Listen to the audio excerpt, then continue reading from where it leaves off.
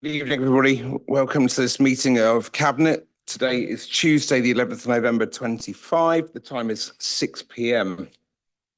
I will start by going through the agenda. I believe everyone is present from Cabinet, so there are no apologies this evening. Thank you all. Item 2 tonight, to ask if there are any declarations of interest from members or officers pertaining to anything on tonight's agenda. Councillor Shaw, your microphone. MPH, I'm a tenant of MPH. Thank you. Sophia, do you have that recorded? Thank you. Thank you, Councillor Shaw. Any other notifications? Thank you very much. We'll move on to the minutes of the last meeting, which are in the pack as well, and to ask members to agree the minutes of the last meeting. Comments note the accuracy recorded only. If you're okay and no objections, I will sign the minutes. James? Okay, all good. I will sign the minutes. Thank you.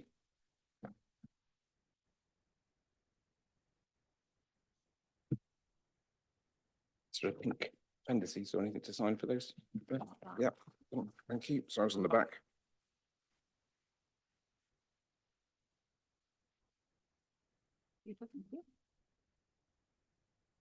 Okay, urgent business item number 4.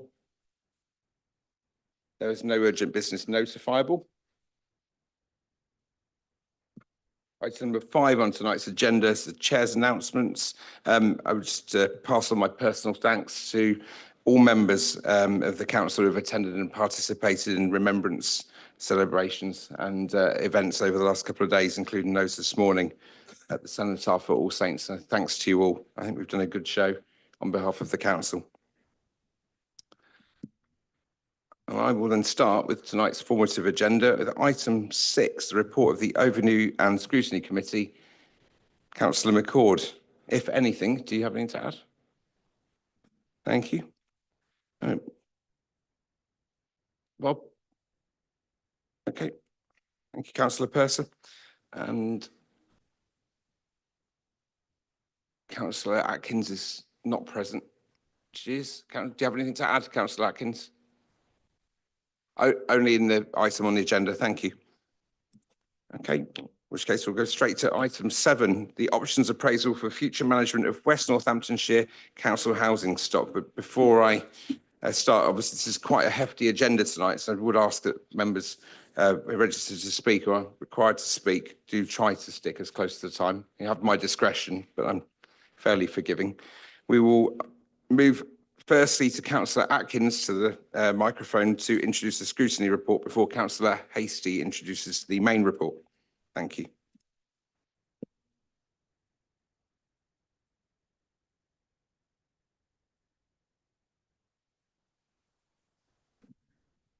Thank you, Chair. It's very brief.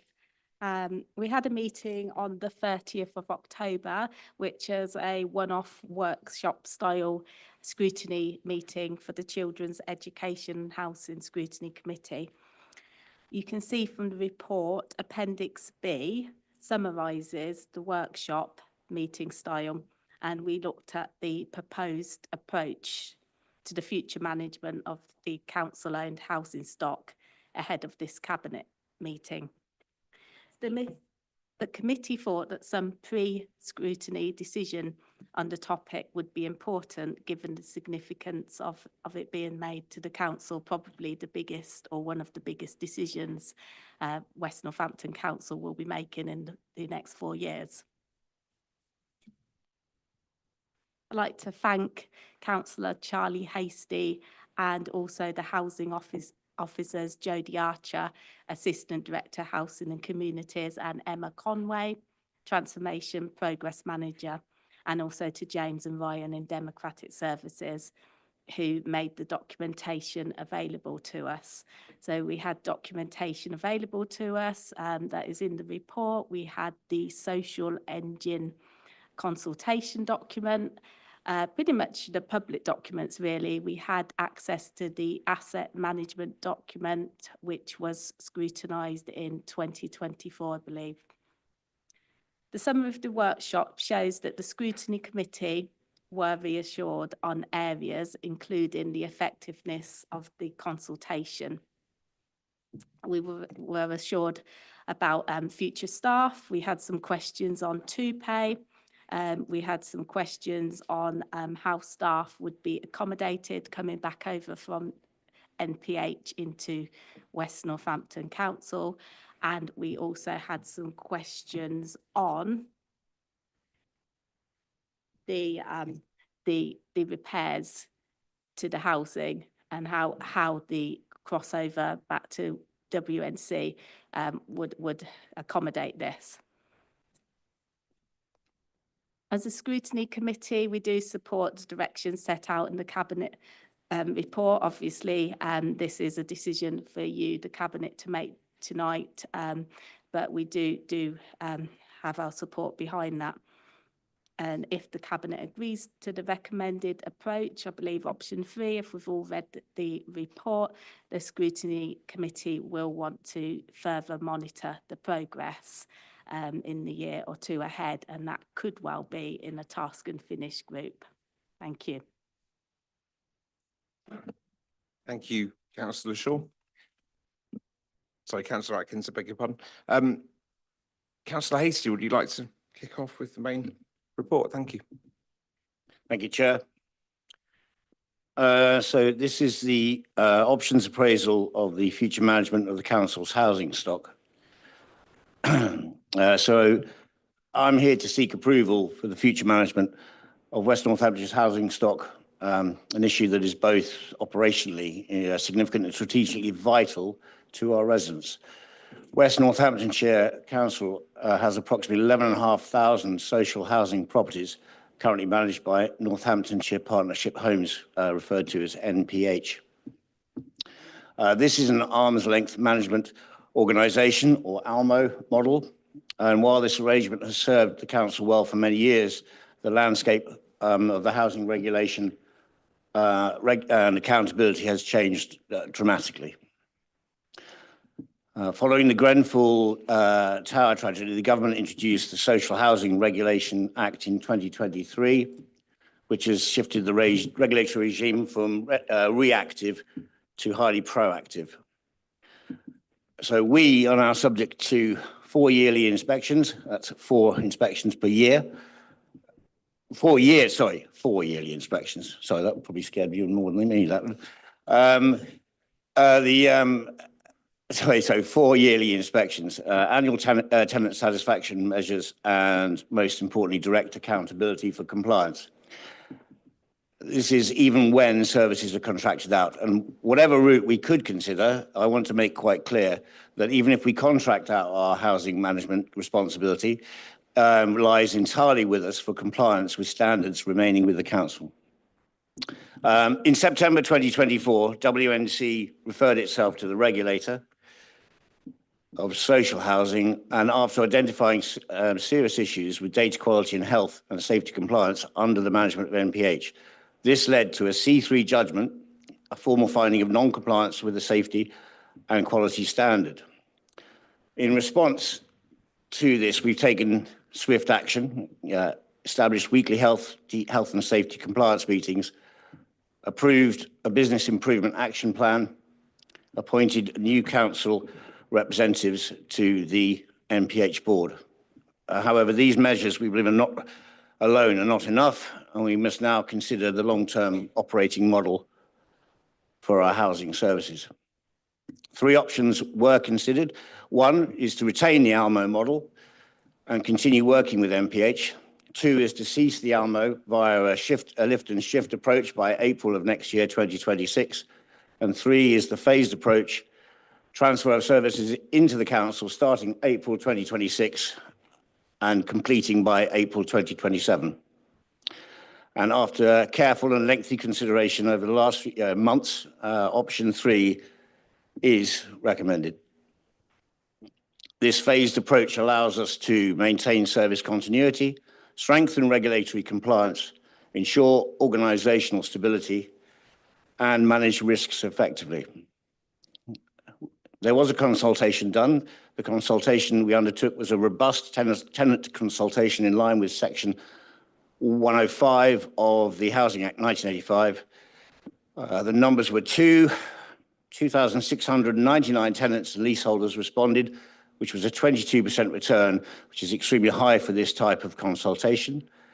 60% of those supported the transfer and fewer than 10% opposed, and the public consultation echoed this support with 55% in favour.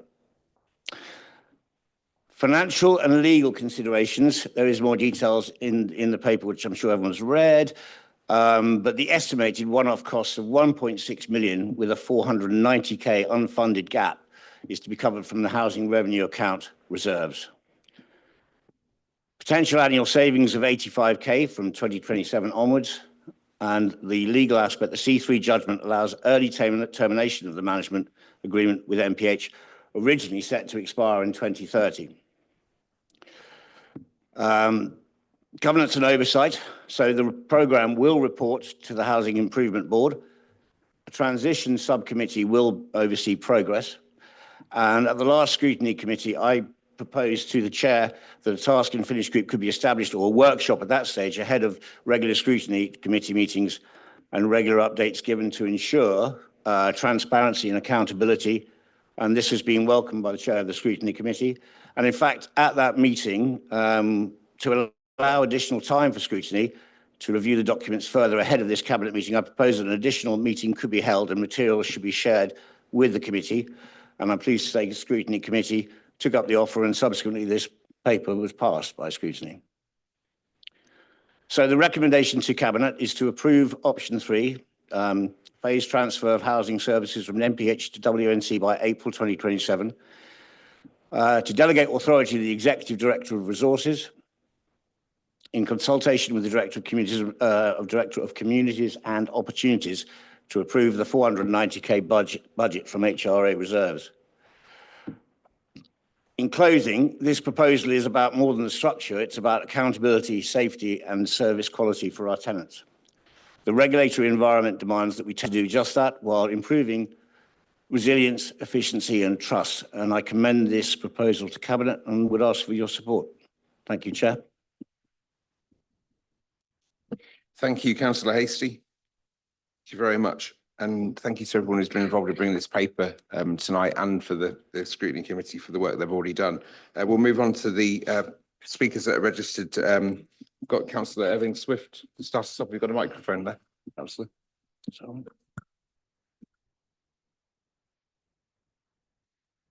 Thank you very much for letting me speak on this paper.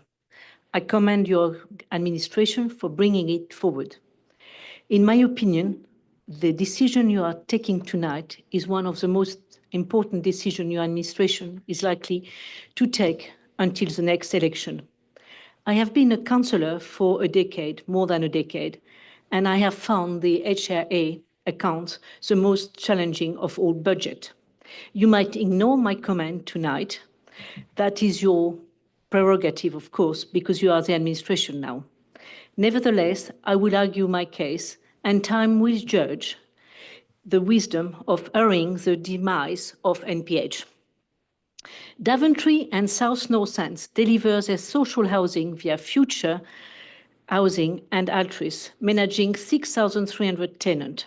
Only Northampton, with around 11,500 tenants, has delivered via an ALMO. The choice in front of you tonight is whether or not to take option 3. However, in paragraph 3.14 of the paper, you eliminated the possibility of transferring the responsibility for delivering to an independent provider. As the paper offers no financial analysis of the various options, how can you be certain that the option you choose is the best? You have been claiming how successful your administration has been in the last 6 months. Of course, if it has been successful so far, it's because you have wisely chosen to carry out our Conservative plan. The only important decision to date is the one you are taking tonight regarding NPH. We, the previous administration, rightly called on the government to put NPH on notice and started the necessary difficult discussion of improvement in the NPH running of everyday services. Paraphrasing a well-known tennis player, happy tenant, happy life. Your administration want to bring MPH back in-house. So I repeat, in the paper, you discard option 4 and do not even present the financial implication for the 3 options you put in front of us, despite the fact that is a strategic decision for the long term. So my question is very simple. Are you choosing 2 models of delivering tonight, a subcontractive one for Daventry and South Northend, and an in-house model only for Northampton?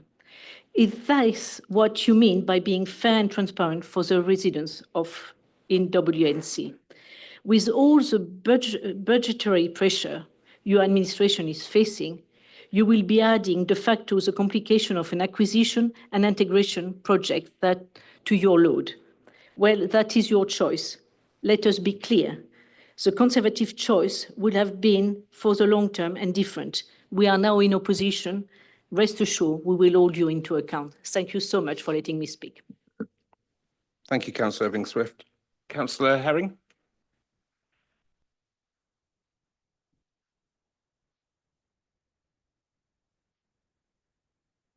Thank you.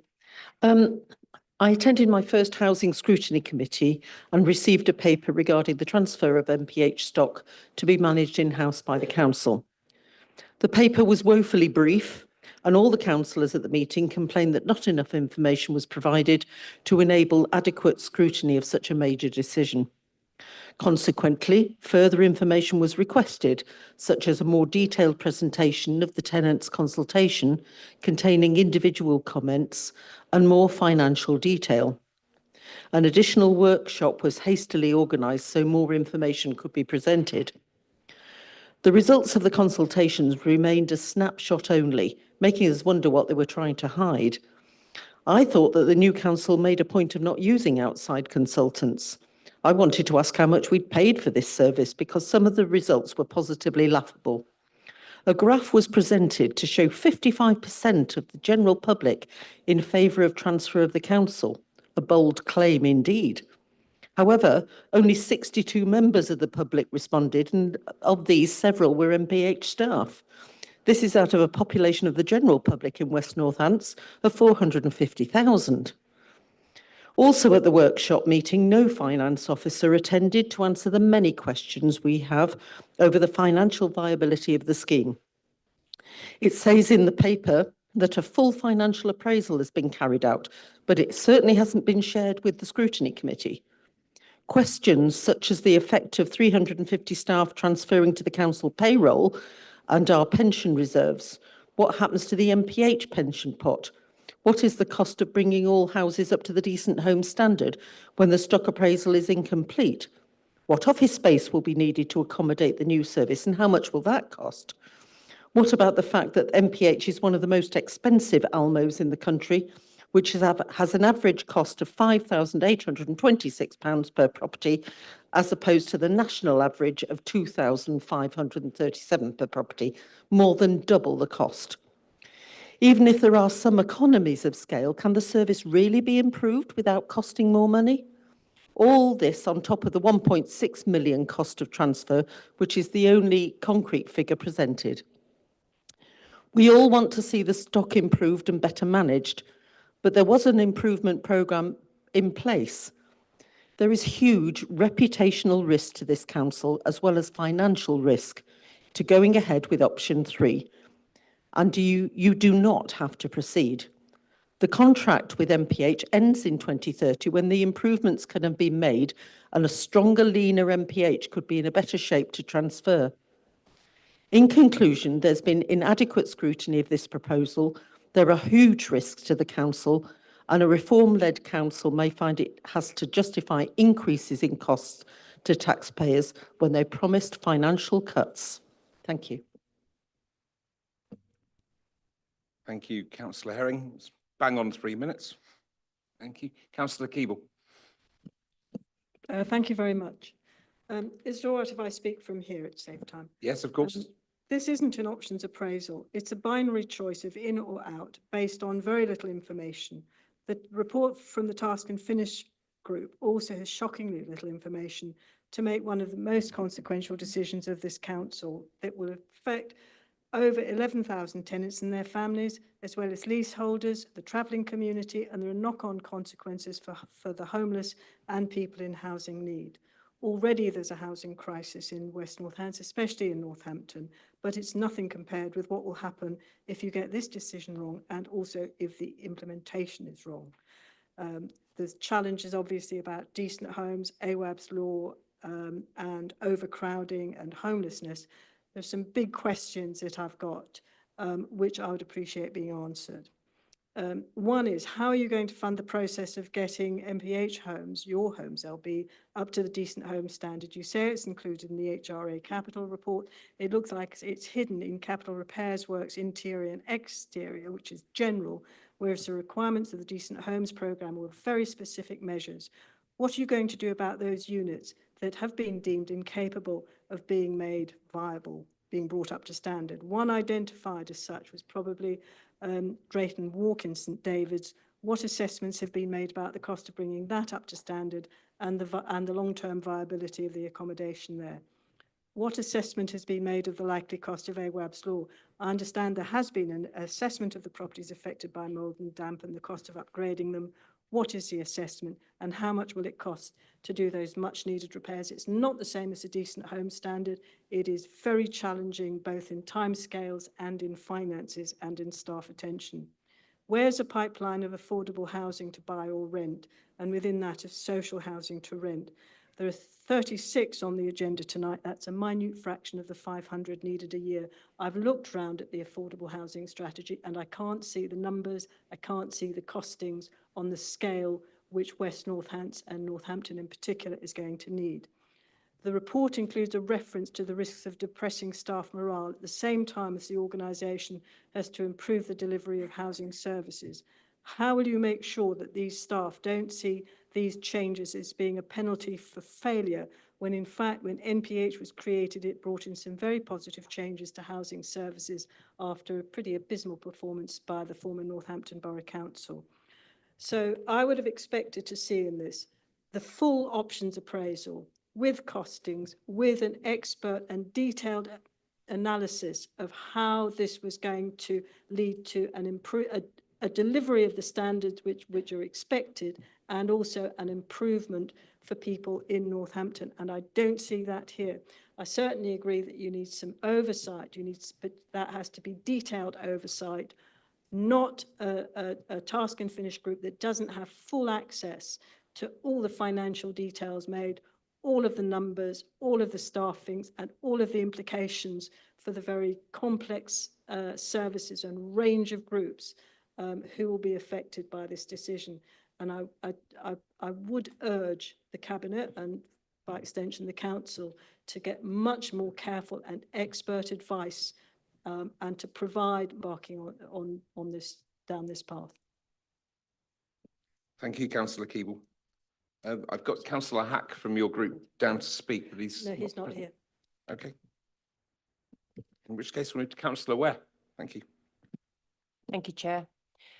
Thank you to officers and councillors for arranging and attending the workshop following the scrutiny committee to enable further investigation and debate around this issue.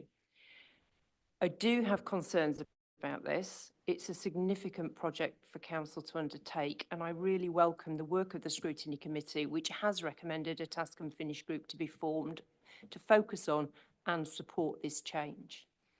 My questions about this are, when will the task and finish group be formed?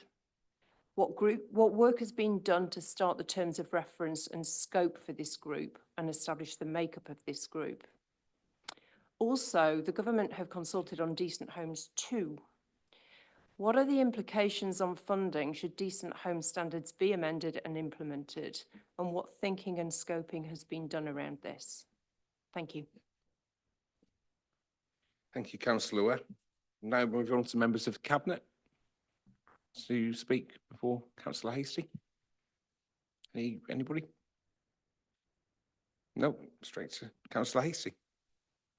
And Jane, if necessary. I do believe Sarah's going to come in at some point as well.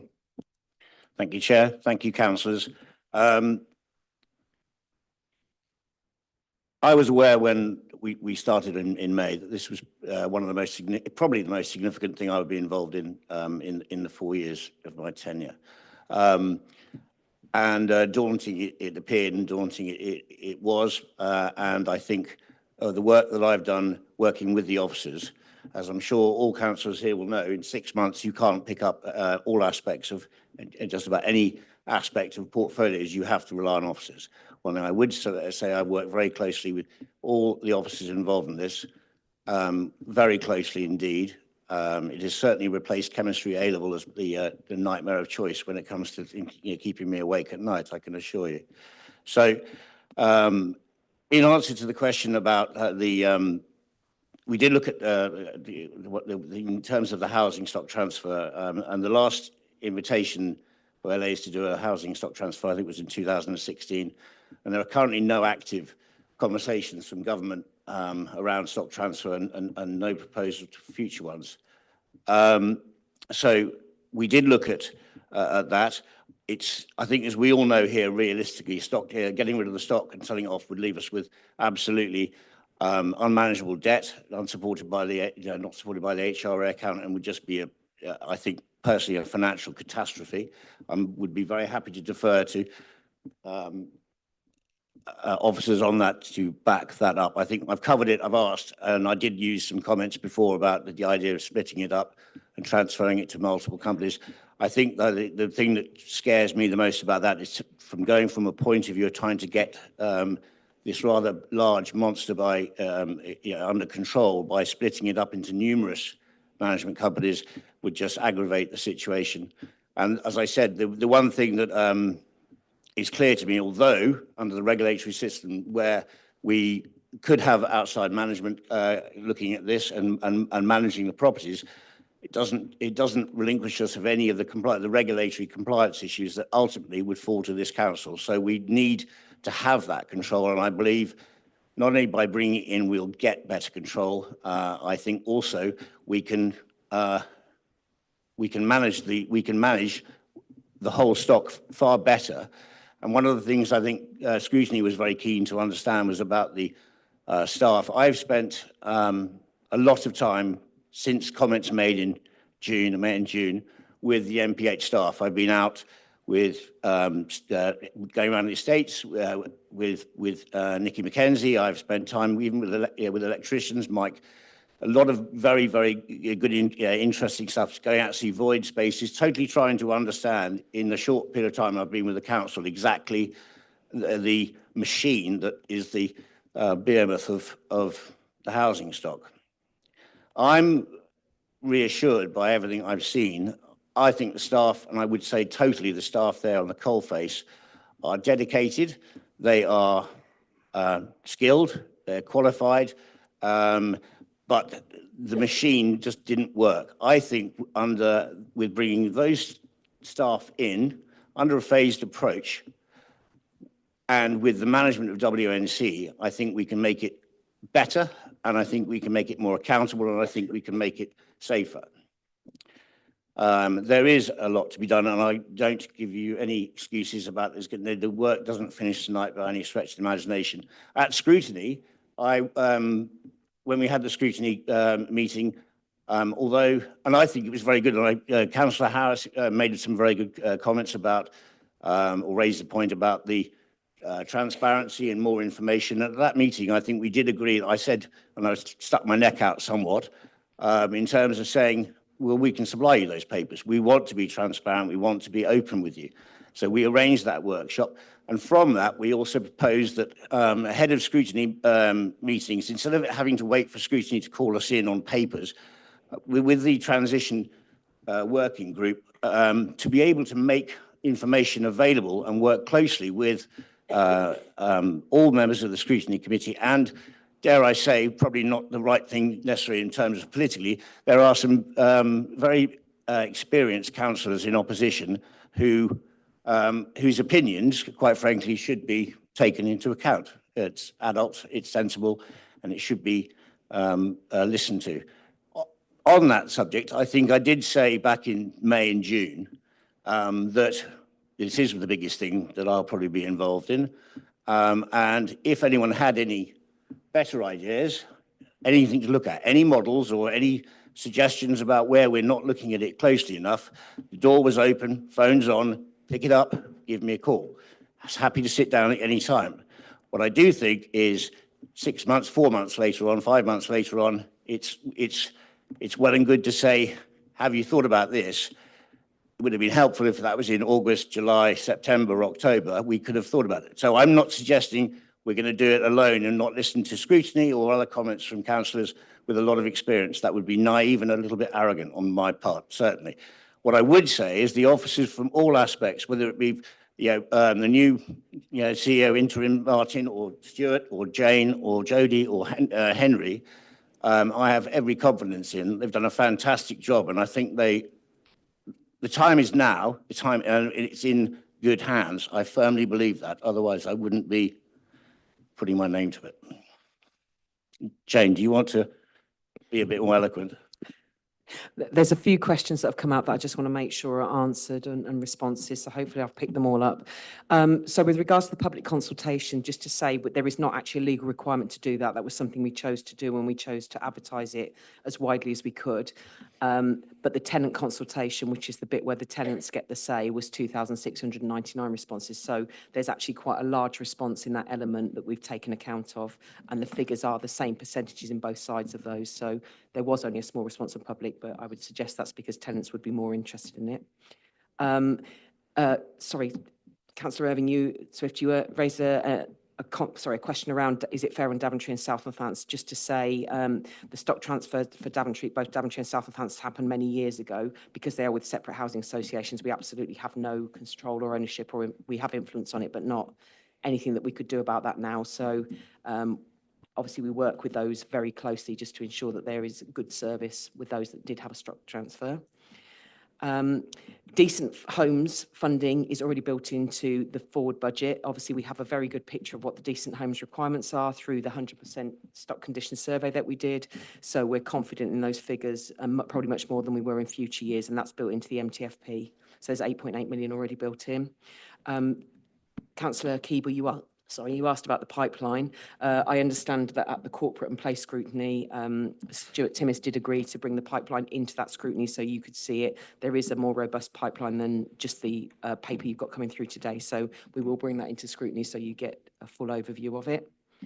And then I just want to confirm what we are talking about at the moment in this option is bringing the model that as it is in as it is. So the budget is already preset, the delivery is already preset, and the staff are already in place. So there is not a big change or transition in target operating model. So it's already preset as we are now. Thank you, Jane. Martin, do you have anything to add on that pipeline, or are we going to bring that into another paper since that's not really relevant for this particular paper? Sorry, Stuart.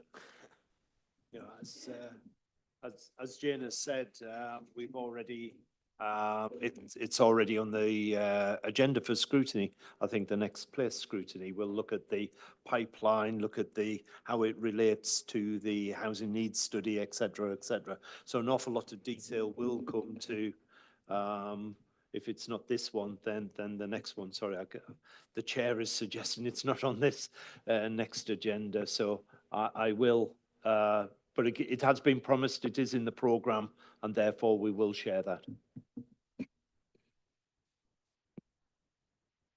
Yes, Councillor Harris. Sorry, could I just pick up that point with you, Jane, on the Decent Homes 2? Because that is obviously something that's been consulted on. We don't know what the outcome of that is now. But that does shift the standards significantly up with things like carpets and such like. And I understand that the sector is agitated, is maybe the best way to describe it. But if it were to come to fruition, have we factored that in as well? And I guess the reality is whether it stayed in MPH or whether it came in-house, that cost would still be there, presumably. But I just want to know if we've done any scoping on what that looks like, as Councillor Wes asked. Yeah. So you're absolutely right. And I think every housing provider is going to have the same issue in terms of we don't know where it's going to land, so we don't know how much. We've done some kind of underlying predictions as to what it might be, but we don't know the full cost yet and would have to build that in afterwards. We are mindful of it though and aware that it will impact the HRA and are keeping that in mind. We can't build it into budget until we know what the exact cost is. Okay, anything else, councillor Hasty? Yes, I would just like to reiterate, and without dragging up old coals, in terms of the housing stock and the new housing that we're bringing forward. Yes, it is slow, and yes, it is. We're trying to be surgeon-like in terms of how we try and address this with the financial constraints. But obviously, I can't let it go that the fact that we would have had another 480 homes available if it hadn't been for the situation with developments like Avenue Campus and Roof Gardens, for example. So we are trying to play catch up, and we have made a lot of gains in there in terms of Homes England now back in play, a good relationship working with them. So I reiterate what I said. I have every confidence that this is the right move at the right time with the regulatory environment, and I think the team of officers that I work with are the best place to do it. And I commend the whole team for the last 4 months of bringing me up to a certain amount of speed. But also the work they've done has been tireless. So I have every confidence. Thank you. Thanks, councillor Hasty. Councillor Keeble's just indicated that I'll allow. I really appreciate that. I just want to come back on that decent homes figures. And I really want to challenge on that. It would be very helpful to have the numbers, because I was a person who sort of was responsible for decent homes centrally. And at the time, the reason why Northampton homes were never brought up to the decent home standards was because the council said it had enough money to do it within its own resources, but it didn't have. And it never implemented the programme properly. And that's why places like Drayton Walk, there were little efforts to do them, but they got to the point where they were deemed unviable, wasn't it, by Northampton Partnership Homes. And there was the thought then that it would have to be knocked down. Now, if housing stocks have to be managed, as you know, over a long time, if there wasn't the money then to do it, why is there suddenly the money now? And I would really appreciate seeing those figures and being absolutely clear that the money is there to make those homes decent, because it is really important for the well-being of families that they have proper, decent homes to live in. And at the present, they don't. And if there's extra money needed, then that money needs to be asked for. But we can't carry on having these homes in Northampton not being brought up to standard, and people really having a hard time and not having proper homes because of it. So I'm happy to have the information outside of the meeting, but I would ask for absolute clarity that it is going to be possible to get the homes up to the decent home standards. Thank you, councillor Keeble. Jane? Yeah, so just to confirm, you have seen the figures as far as the draft, but it's in the draft HRA budget, so you will see those.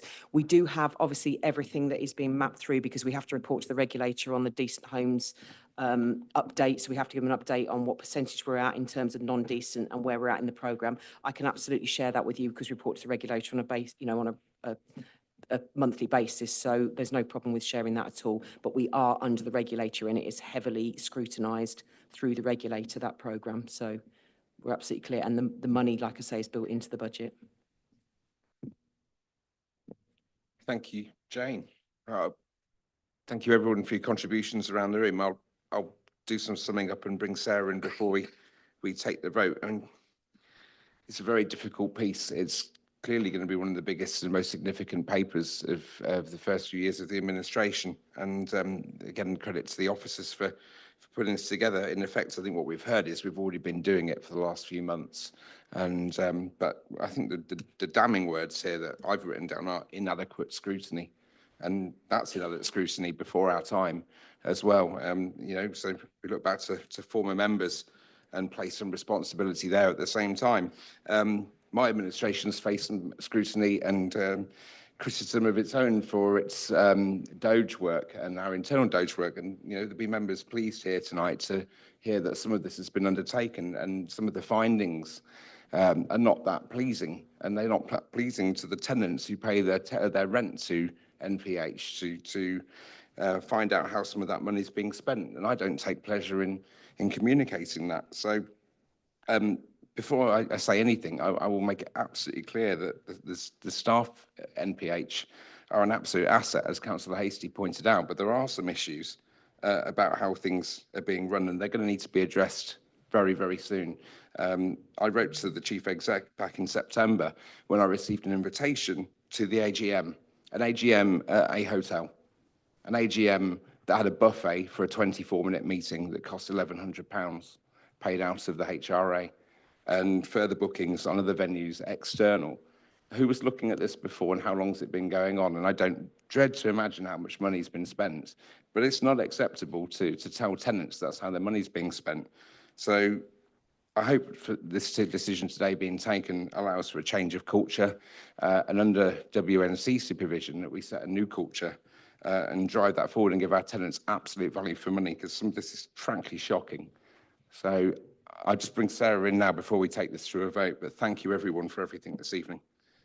Thank you, Chair. It's just to put on record that I have granted Councillor Shaw a dispensation because obviously she is a tenant of NPH, but given that she has no greater interest in this decision, more so than the 11,000 other tenants that we have, she can participate. So it's just to record that for the minutes. Thank you.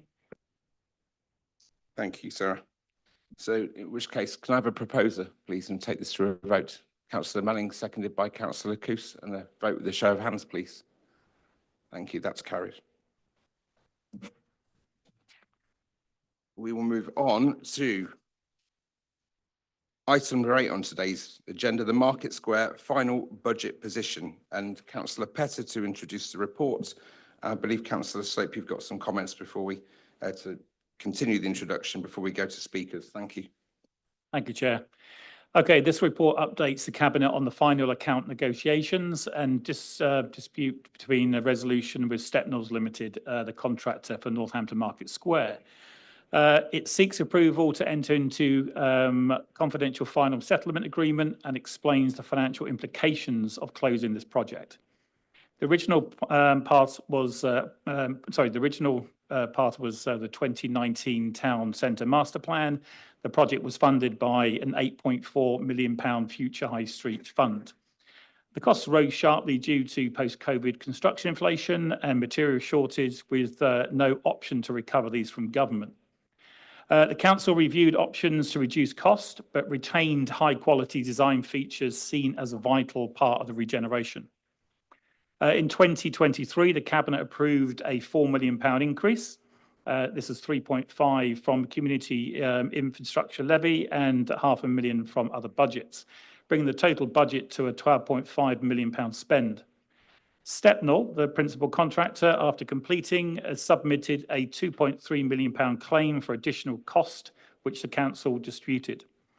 This led to a formal mediation in August 2025. The report summarises these negotiations and seeks approval to finalise all this confidential settlement.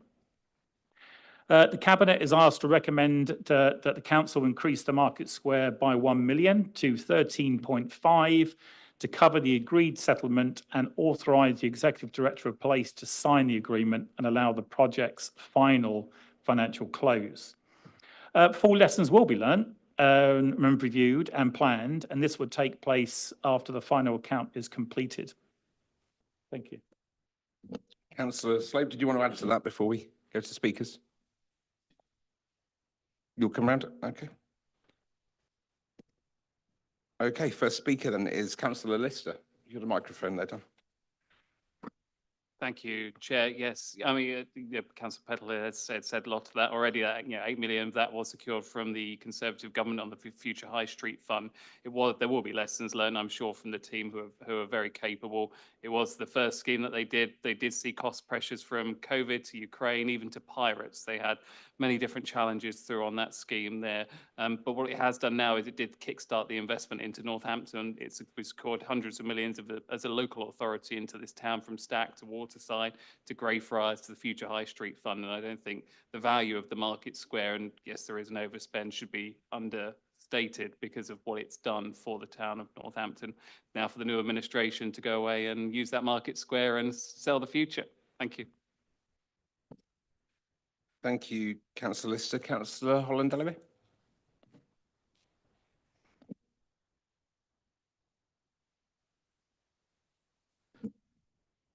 Where to begin? I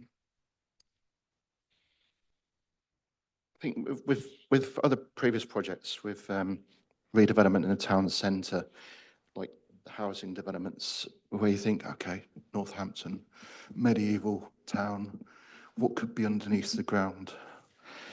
When you read this report, you sometimes think, why didn't no one understand that there'd be additional groundwork costs and those type of things? I mean, we heard the rumours about what is below the market square, cellars, tunnels, goodness knows what, you know.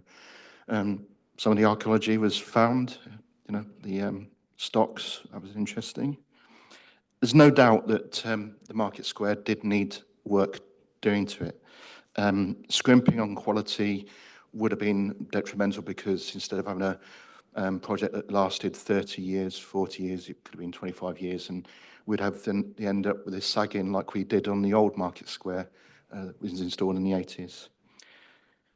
But I had a sort of sitting in my favourite cafe in the town, overseeing the market square.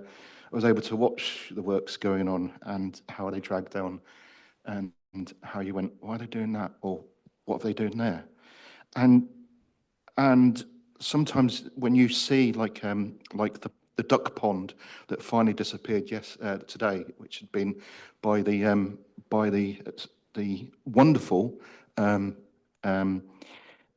fountain, which the children have loved during the spring and summer, but drainage issues, because there's sewers underneath the ground and all the sorts of problems that we've experienced over years. So that active management of the project was so crucial to cost controls that we see elsewhere with the issue with this contractor and the ways in which they didn't always communicate with the businesses around the market square to pop in eventually and talk to some of the businesses that really suffered during the closure of the market. And you think about all the support for the ongoing businesses, events management after, you think, why weren't these part of the equation? Why weren't these part of the project? I'm glad to see that there was going to be some scrutiny of this, with lessons learned from the contractors and the officers involved. I know on the former Corporate Overview and Scrutiny Committee, we were very keen to learn lessons from this project, because on housing or on this market square, it's clear that with all the regeneration work that we are going to encounter and want to see in Northampton, because brownfield developments are much more important than greenfields, because we know our rural areas don't want all the houses. We need those properties in the town centre. We need something regenerated in Northampton. So we need to learn lessons from all these individual projects. So I would urge the Cabinet to make sure that in addition to the lessons learned with the contractors, we do have a cross-party group through overview and scrutiny to really dig deep and learn lessons from project management and the obvious things that we need to consider that any Tom, Dick or Harry on the street would know and think, why didn't you think of that? It was obvious. Thank you. Thank you, Councillor. Sure, we'd be pleased when Councillor Last's inputs later on. Councillor Harris, you now on third.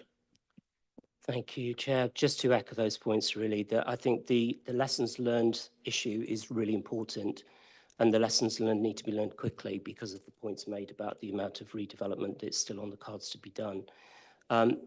We are where we are, and you know, we know that £8 million of this funding came from government at the time for town centre regeneration. His point is probably having the historic debate about was it well used on the market square or could it have been used elsewhere, but we are where we are with that. Nonetheless, £5 million extra has had to go into this fund, whether it's come from SIL or any other source. It's still money that could have been utilised for other projects, which of course we now don't have. So I'm very keen that this point is really drummed home, and we've got to get to grip with making sure that future contractor arrangements are as pinned down as they possibly can be. I will raise this point now. I'll raise it later, no doubt. It is the same contractor that we also have another major project on the agenda tonight going on with. So I already, of course, have some concerns and alarm bells about whether or not we're going to face a similar situation further down the line. Once that project gets to its conclusion, we're already in a situation with various overspends there. So again, we need to be close to that as we possibly can. My wider point or bigger point, and again, this relates back to the past corporate scrutiny. We once had some presentations about council investment at that time on an event at Delapre, where we were very keen to try and understand what are we trying to do here? What does this return on investment look like? What's our expectations? How do we quantify it? How do we measure it? I think for those of us that were there were a few, Martin will remember, and certainly two colleagues here who were there before. That question still hasn't been answered. So my big question still remains about the Market Square. £13.5 million, how are we measuring the return of that investment? I know we're measuring footfall, that's one thing, but footfall does not necessarily quantify or measure the economic benefit or upturn within the town. Are we, and I know it's individual businesses, but I don't think, as far as I understand it, we're even doing any sampling of whether we get any impact. Events are definitely the way forward for the future of the town. There's no doubt about that. But again, I understand that for the Christmas market, we are investing quite a significant amount of money into the ice rink. So again, I would be asking the question, we're putting in 300K, what are we getting out of it? Is it 25%, 50%, just a return? And what impact is it having on businesses? So for me, I make a plea, can we please make sure that for all of these big projects, we really go into them with a sound understanding of what payback looks like. It's so important because, we can put money into things, that's great. We might get lots of people walking around and it looks great on photos. But if it's not having a positive impact on the town from an economic regeneration point of view, I don't know why we're doing it. Thank you. Thank you, Councillor Harris. Councillor McCord, you've indicated a wish to speak. Thank you, Chairman. I suppose when you go last, many of the points I was going to make have already been made. However, Chairman, I seem to have missed the apology from Dan when he spoke. The fact of the matter remains that we started with a project that was promoted at 8.5 million and we've managed to bring it in at 13.5 million. And yes, there might have been extenuating circumstances, but that's the long and the short of it. We've also heard earlier, others saying, well, what were you trying to hide? Now, this has only got to this meeting tonight because I insisted on it. On the 25th of September, I was presented with a paper that said, we want to sign this off quickly as an urgent action. And I pushed back on it and said, no, these type of decisions should be done in public under the layer of transparency that people can actually see that if you're going to spend another £1 million on the Market Square, it's right and proper that people know that in public. It didn't even make the October meeting. It was so urgent, the item could wait for 6 weeks. So I really want to know what was going on with that. Turning to the report, at 5.9, we talked about having a pre-contract agreement to minimize the risk. Well, how did that go? Because when you read the rest of the report, it says many of the risks that were there were overlooked. And at 6.3, and it's been mentioned many times, lessons will be learned. Please, can we change that language? At the very best, lessons will be identified. They will only be learned whenever we know that the next contract haven't fallen into the same traps as the previous ones. And as Jonathan said, when you get to item 15, you actually find out that lessons aren't really being learned, and we got the same contractor pulling the same tricks, asking for more money. So, are the contingencies that we are allowing in these projects right? That's what really worries me. And what I'm really particularly concerned about is the much bigger picture. That whilst these amounts that we're discussing tonight are annoying, they are manageable within the council's financial envelope. But if Greyfires, or some of these in which hundreds of millions has been alluded to, are out by a similar percentage, we are totally, utterly bankrupt, because we do not have the financial capacity to fund £100, £200 million dropping of the ball, which would be on the same scale as what's going on here. And that's what worries me, is do we actually have the expertise and the competence and the wherewithal within the council to take on these much, much, much bigger projects? And if you want to identify any lessons, that's the one that needs to be identified, and all members need to be given confidence that we do actually have that before we're sitting here looking at another report with another set of figures on it, saying, terribly sorry, but can you write another check for many, many, many millions? Thank you. Thank you, Councillor McCord.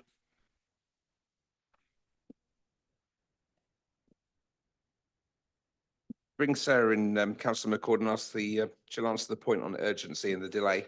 Yeah, so bring it's in the just paper. it's important to note that obviously, as detailed within the report, this process went through a mediation process due to the increase in costs and the settlement, etc. As a result of that process, the council, the outcome of that, we were instructed to conclude the settlement agreement within a very short time frame, hence why there was a request made for an urgency decision to be taken.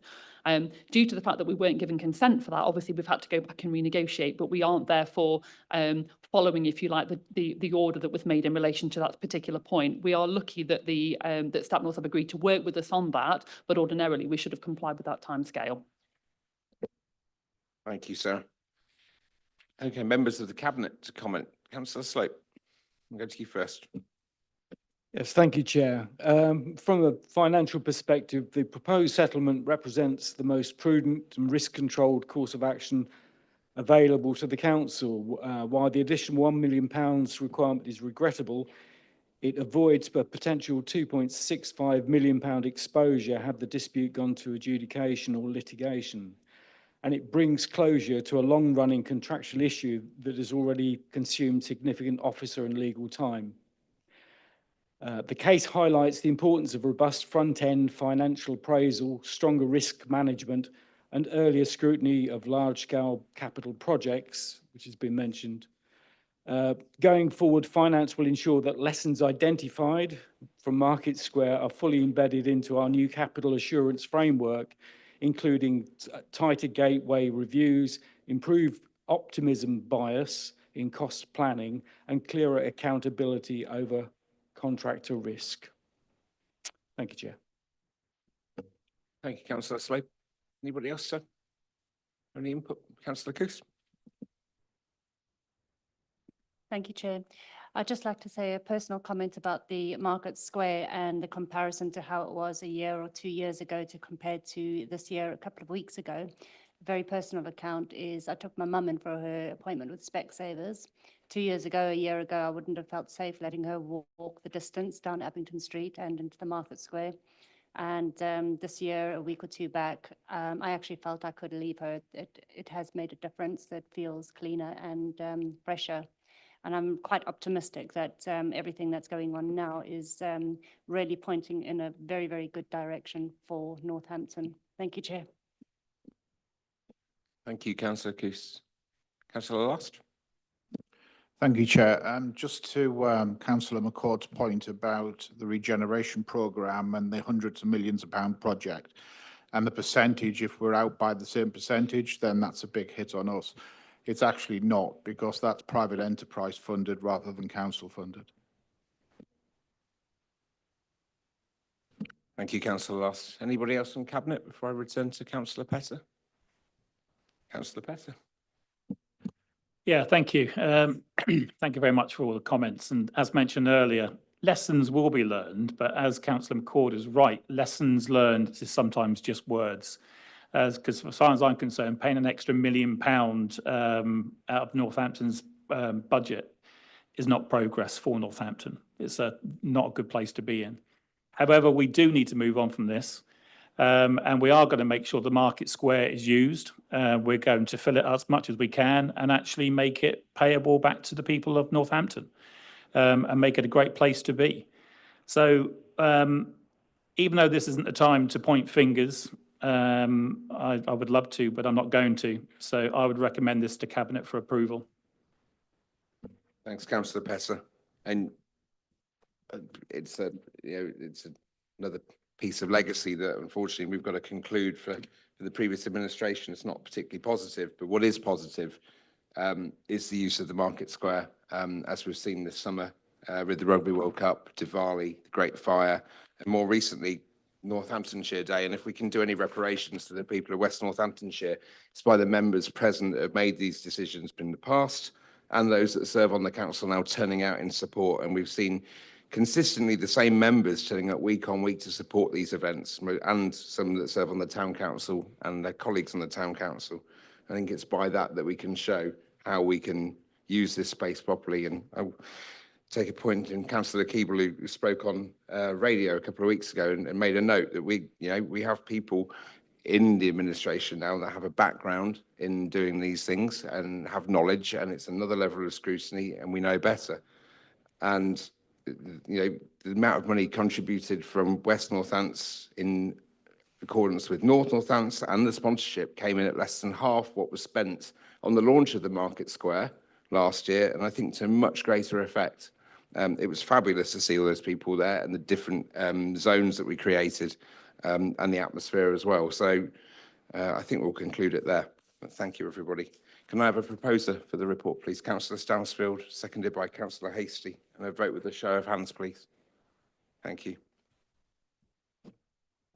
And we'll move on to item number 9, the Section 19 policy statement.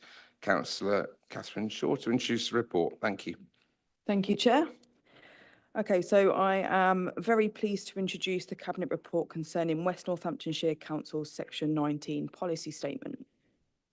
This document outlines our statutory responsibility to ensure that children of compulsory school age who are unable to attend school, whether due to illness, exclusion, or other legitimate reasons, receive suitable education provision.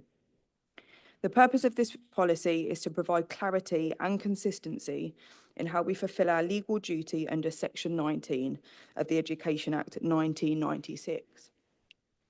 It sets out the processes we follow, the expectations we have of schools, and the support available to children and families. Importantly, it ensures transparency for all stakeholders, schools, professionals, and families about when and how the council steps in to provide education. The report also highlights the increasing demand for Section 19 provision, particularly in cases involving mental health and SEND-related barriers to attendance.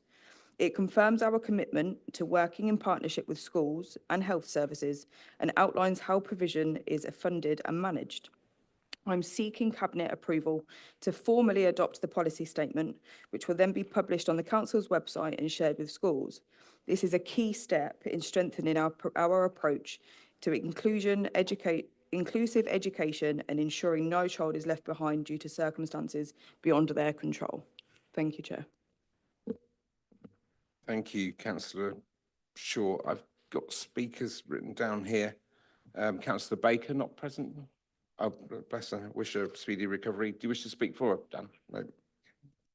Councillor Keeble? I'm actually speaking to Sorry, Karen but you are Stella. speaking for Councillor Ashworth. Yeah, Sorry. that's right. She was unfortunately involved in a road traffic accident, and she's fine. She very kindly sent through a statement, so I'll read it out for her. We wish her a speedy recovery as well. Yeah, I'll pass on your good wishes. As a parent of a child with additional needs, I'm deeply aware of the challenges faced by families whose children are unable to attend school for a variety of reasons, including illness, disability, mental health needs, or exclusion or lack of placements. I cannot overstate how important it is that West Northamptonshire Council remains fully committed to ensuring that all children have access to education within a school setting and the opportunity to fulfil their potential. Families experiencing these challenges often face additional pressures, including managing homeschooling, navigating specialist placements, and coping with the broader impact on the household. It's vital that we put the child at the heart of our approach, because every child deserves an education tailored to their needs. In line with the Section 19 duty of the Education Act 1996, all local authorities are required to have a clear and publicly accessible policy statement outlining how they will meet this responsibility. WNC must ensure that its policy covering permanent exclusions, ill health and other circumstances fully complies with statutory requirements. The policy must also set out the council's duty to arrange suitable educational provision and clearly define the processes for fulfilling this responsibility, ensuring transparency and consistency for families, schools and education professionals. Thank you. Thank you, Councillor Keeble. Councillor Harris. Yes, thank you, Chair. Firstly, I'd like to say obviously this is good progress because it does feel like we should have had this policy probably in place for quite some time. So at least we are now in a situation where we're putting a framework in place with some consistency that is much needed to ensure that we are looking at good practice for all of these individuals affected by this. So that's the good news. It does feel a bit like it's been put in place perhaps because we're seeing escalating cases and escalating demands. So that's the cynic in me, wonders whether we're putting it in place now to try and maybe address or tackle, or however you want to frame it, some of those cases coming through. So I hope that's not the case. That's not what I've heard from Councillor Shaw. So I'll have to go on the words that she has raised. But at least we do have a framework that can be applied, and now people can see what's available. A couple of questions, though, if I may. The first one is, again, it's cropped up earlier on this evening, really. It's a bit of a shame that this hasn't been to scrutiny properly before it's got to this point of adoption. It's something I think maybe scrutiny committees need to get better at by asking for these things to come forward, checking the forward plan maybe a bit more regularly. But I think it would have been helpful for it to have gone to scrutiny before it comes here for sign-off at Cabinet. A point that I would link to that also is a question really around, were practitioners involved in drawing up the policy, or was it something that was developed by officers alone? So I'd be interested to know whether that's the case also. How many children are on EHCP pathway assessments on this scheme, and what has been the cost in the last 18 months? We know, for instance, that DSG is a massive challenge for us at the moment. And obviously, there is a potential connect or pressure related here. So it would be interested to know whether there is an impact or pressure that's being created from that, and whether we've been able to make any reclaims under the AWPU. That's the age-weighted pupil unit, which I gather the council can reclaim from government. So just a few points really, but my main comment is good that we've got it. I hope that we use it effectively. I hope we use it positively and not negatively. And it's a shame that it didn't go via scrutiny in the first instance. Thank you. Thank you, Councillor Harris. Councillor McCord indicated wish to speak. Thank you, Chairman. It's just a minor point. I've nothing to say on the policy itself, but can we just get the Education Act 1996 somewhere on the page of the document? Because when you read this and it said Section 19, you think, oh, Section 19 of what act? And it's not until you get to, you know, the second paragraph of the executive summary that you find that out. It's not until you get to about page 4 in the second paragraph of the actual policy document until you find that out. You know, it just smacks of people who are in the know and just put it out Section 19 because that's the world they live in. But for those of us that don't live in that world, it would be nice to have known exactly what act it was referring to. Thanks, Councillor McCord. I'll let Mel and Councillor Shaw respond to that one. Is anyone else that wish to speak? Councillor Aldridge, did you wish to say anything? Councillor Atkins, scrutiny chair.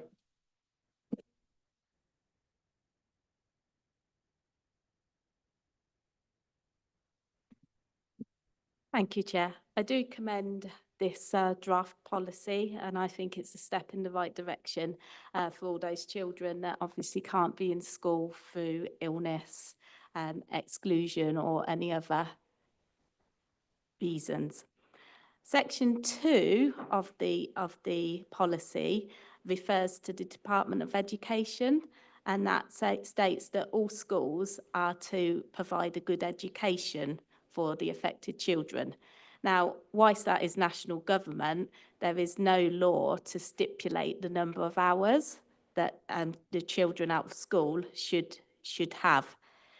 And I do understand that it is obviously case by case, and if children are very poorly or in hospital, now that is very difficult on the families and the educators and the agencies that are involved.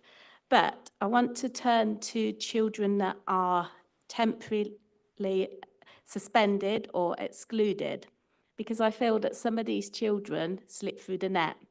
I know of a family that had a child excluded, and had they have been in a different school, they may not well have been excluded.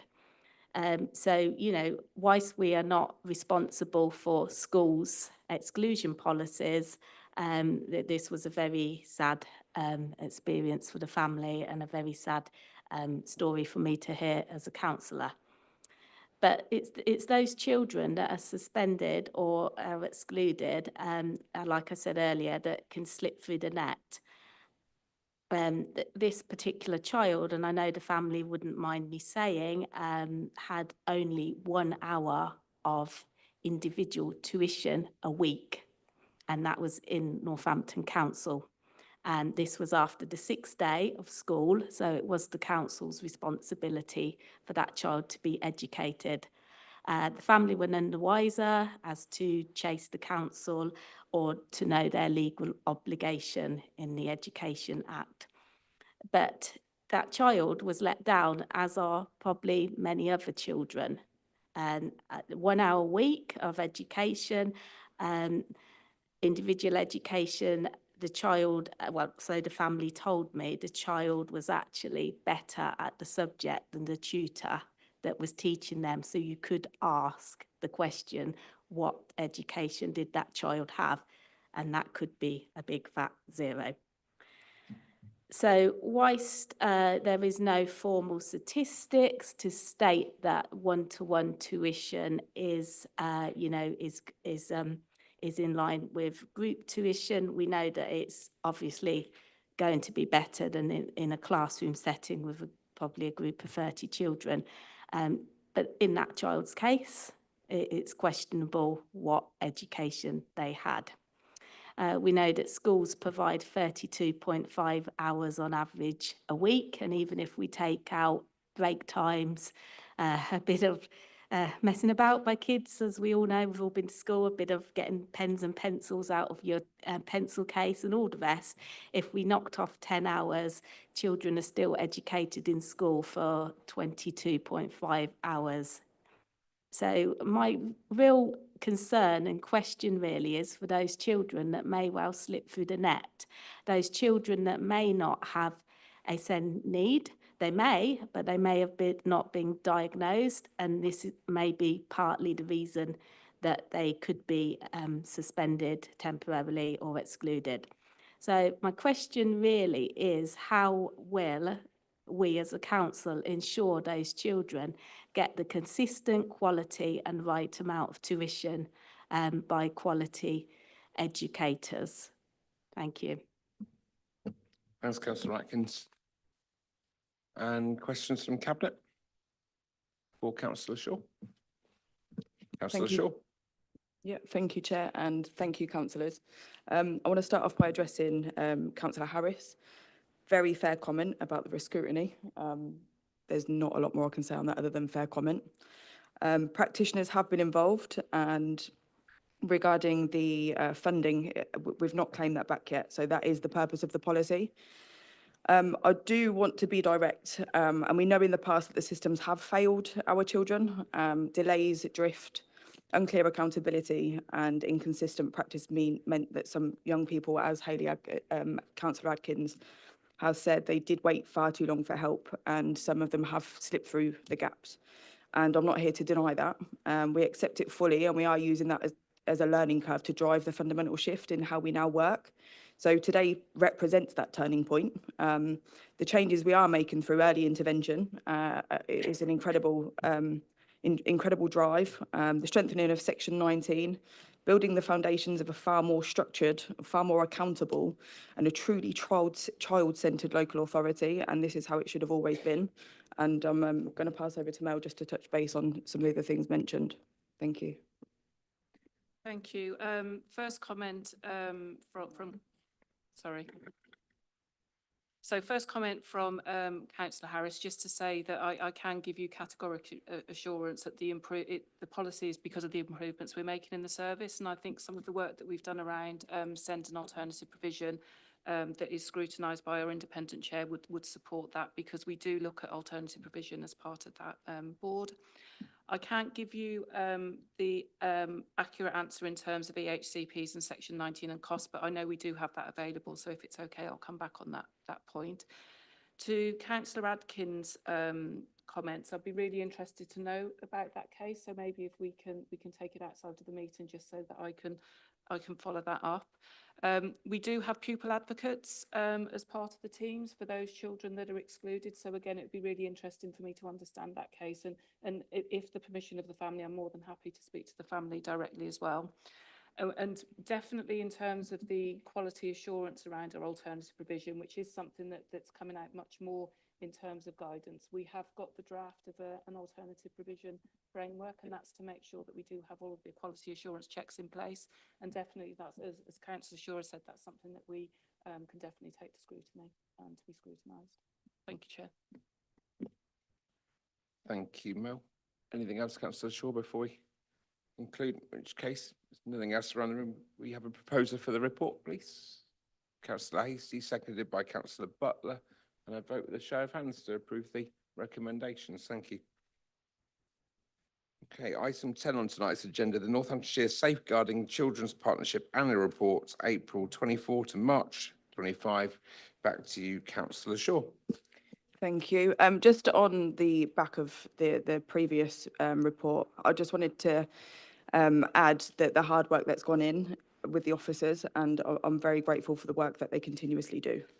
So the NSCP introduction. I'm introducing the 2024 to the 2025 annual report of the Northamptonshire Safeguarding Children Partnership. This report reflects a year of significant progress, innovation, and collaborative efforts across the counties.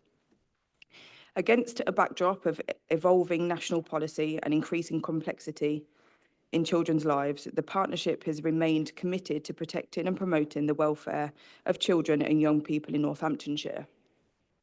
This report outlines the work undertaken by the partnership to strengthen multi-agency safeguarding arrangements, improve early intervention, and respond effectively to key challenges such as neglect, exploitation, domestic abuse, and online harms.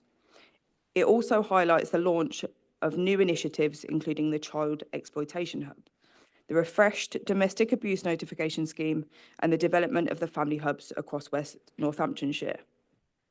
The partnership has continued to embed learning from child safeguarding practice reviews, enhanced training and development opportunities for professionals, amplifying the voice of children and families in shaping services.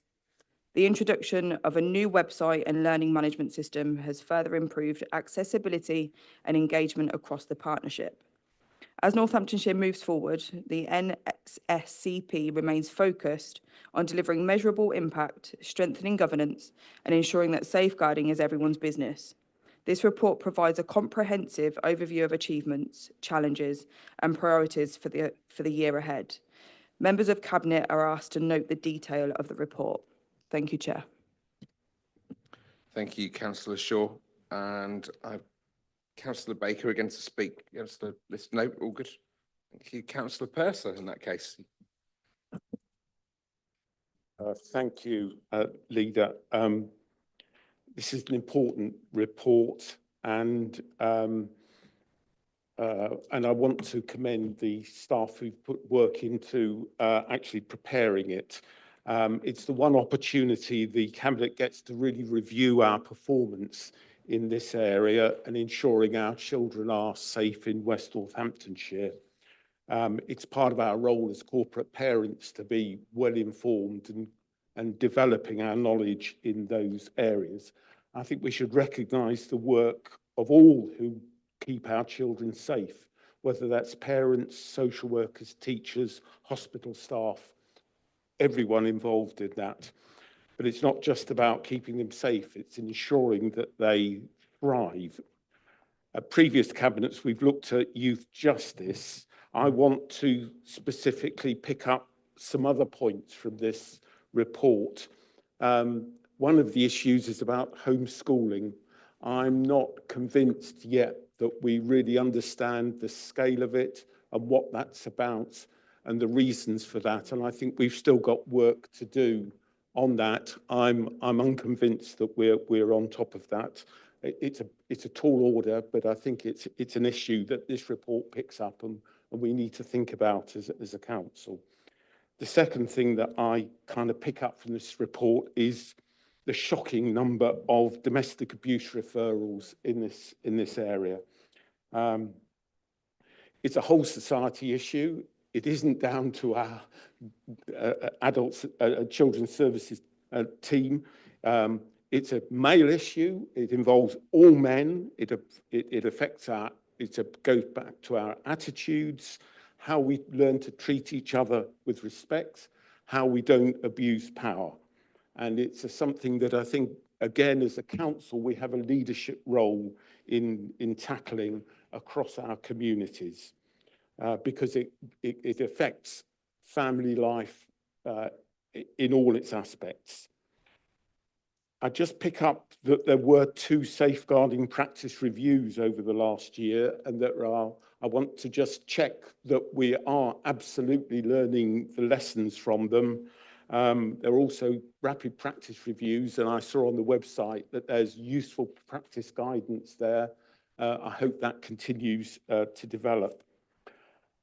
The thing that did cause me some concern was another area of concern was about child deaths.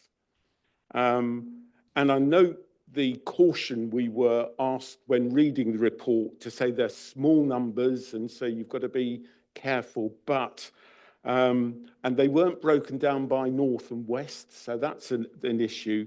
But I was drawn to the deaths of teenage boys, which seemed to be a significant issue, and I wonder whether that had been picked up and whether Cabinet member shares my concern about that. Thank you, Chair. Thanks, Councillor Purser. Councillor Keeble.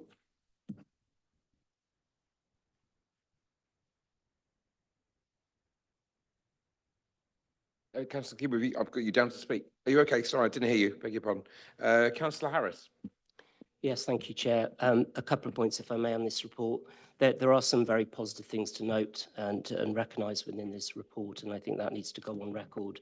I, like Councillor Purser, remain quite disturbed and horrified by the volume of domestic abuse notifications and cases, and I think it goes to show how significant an issue that is and how connected it is to so many other potential problems that impact and come in the direction of our council. And I do think that's something we probably need to reflect on and review and possibly relook at our strategies for tackling those areas. The other area, of course, that springs out to me is the issue around neglect. And the question that posed with me was, have we got any geographic patterns around those areas of neglect? And I asked that question specifically in relation to our family hub strategy. You would have heard me in the past talk about, are we putting our family hubs in the right places? I remain not entirely convinced that we are, but it would be very interesting and useful, I think, to see whether there's any connection around patterns of neglect and any geographic issues and patterns of whether that should inform what we may or may not be doing on our family hubs. A couple of other areas, if I may. Internet safety. The schools audit has indicated that 85% of schools assess that safety is taught directly and integrated into the curriculum. But that does leave 15% of schools where that doesn't appear to be the case. So there's a question for me there over what practice and provision are those schools putting in place to deal with that gap, because we know internet safety is a key issue. There doesn't seem to be a huge amount reflecting on pupils' perspectives and how safe they feel. So we know that there are issues around grooming, even for young people. We know there are issues around bullying, normalising violence against girls, homophobic behaviour, all sorts of issues that potentially exist. So the question for me is that something that the partnership can pick up on and maybe look at and reflect on the child's perspective on those things? The final point is, again, it's been mentioned already, elected home education has seen a significant increase.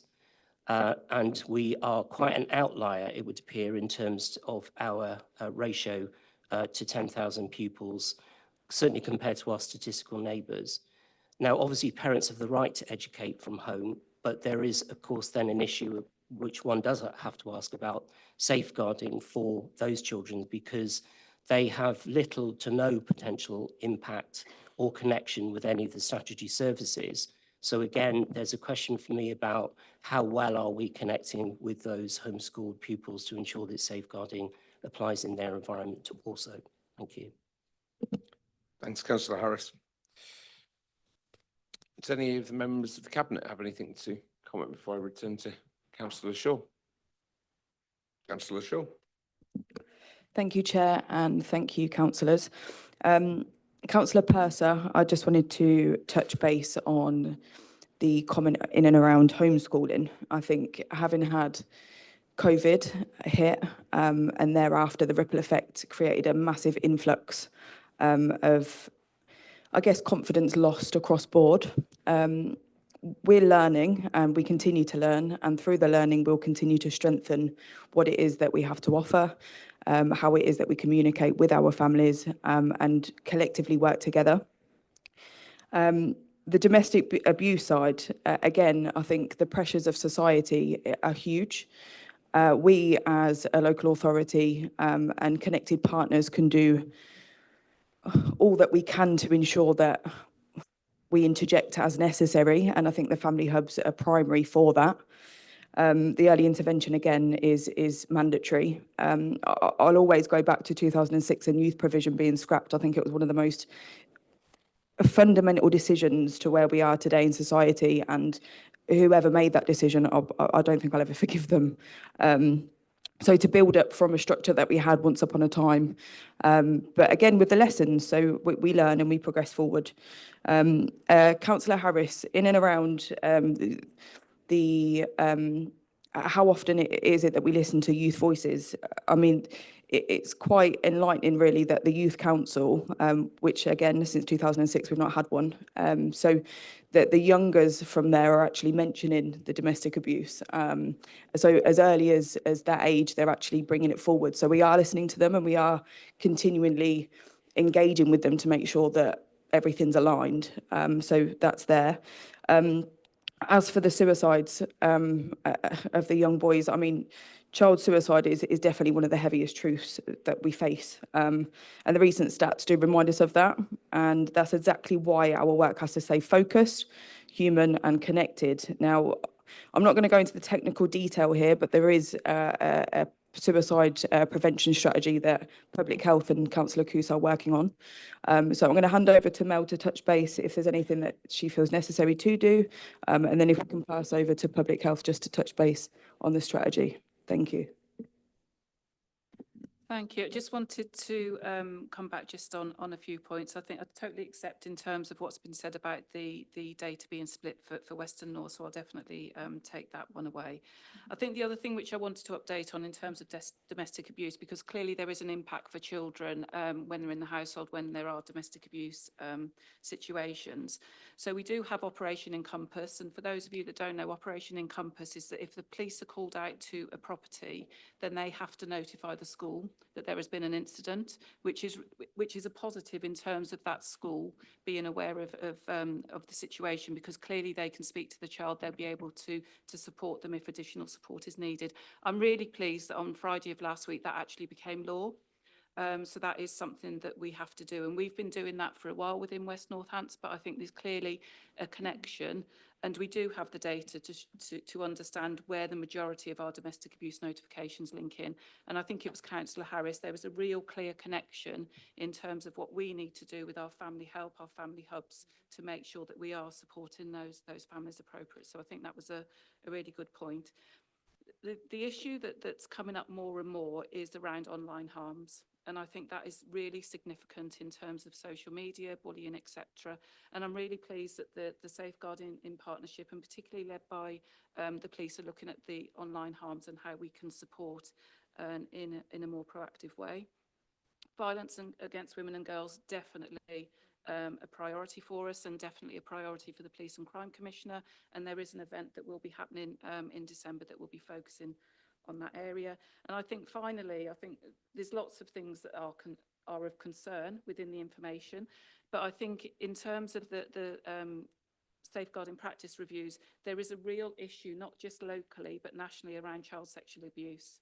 And we've seen that from the information within this report, and we've also seen it with some of the national evidence that's come out. So that also is a clear priority for the Safeguarding Partnership.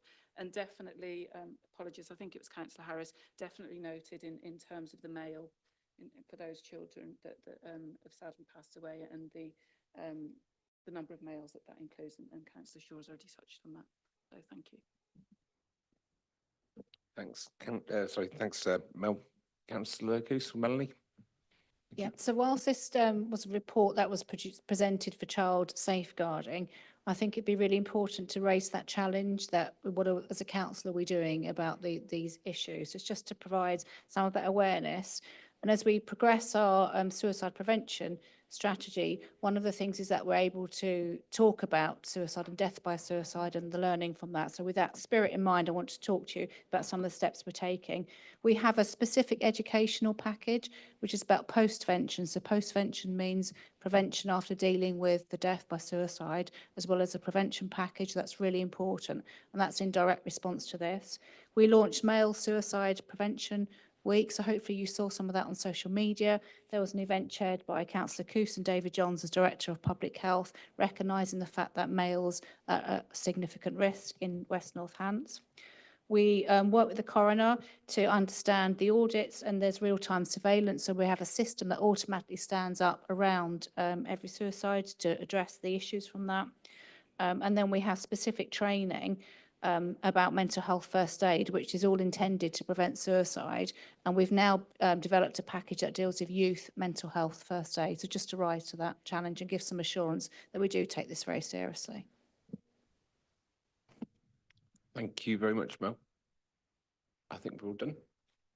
Okay. If everyone's happy with that, then I'll take a proposer for the report. On the floor, Councillor Coos, seconded by Councillor Slope, and a vote with a show of hands to approve the recommendations. Thank you.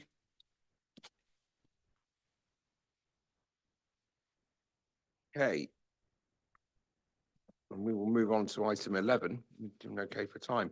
Northamptonshire Safeguarding Adults Board, the NSAB Annual Report 24-25, presented by Councillor Coos with Michael Murphy, the independent co-chair of NSAB. Welcome, Michael. Thank you.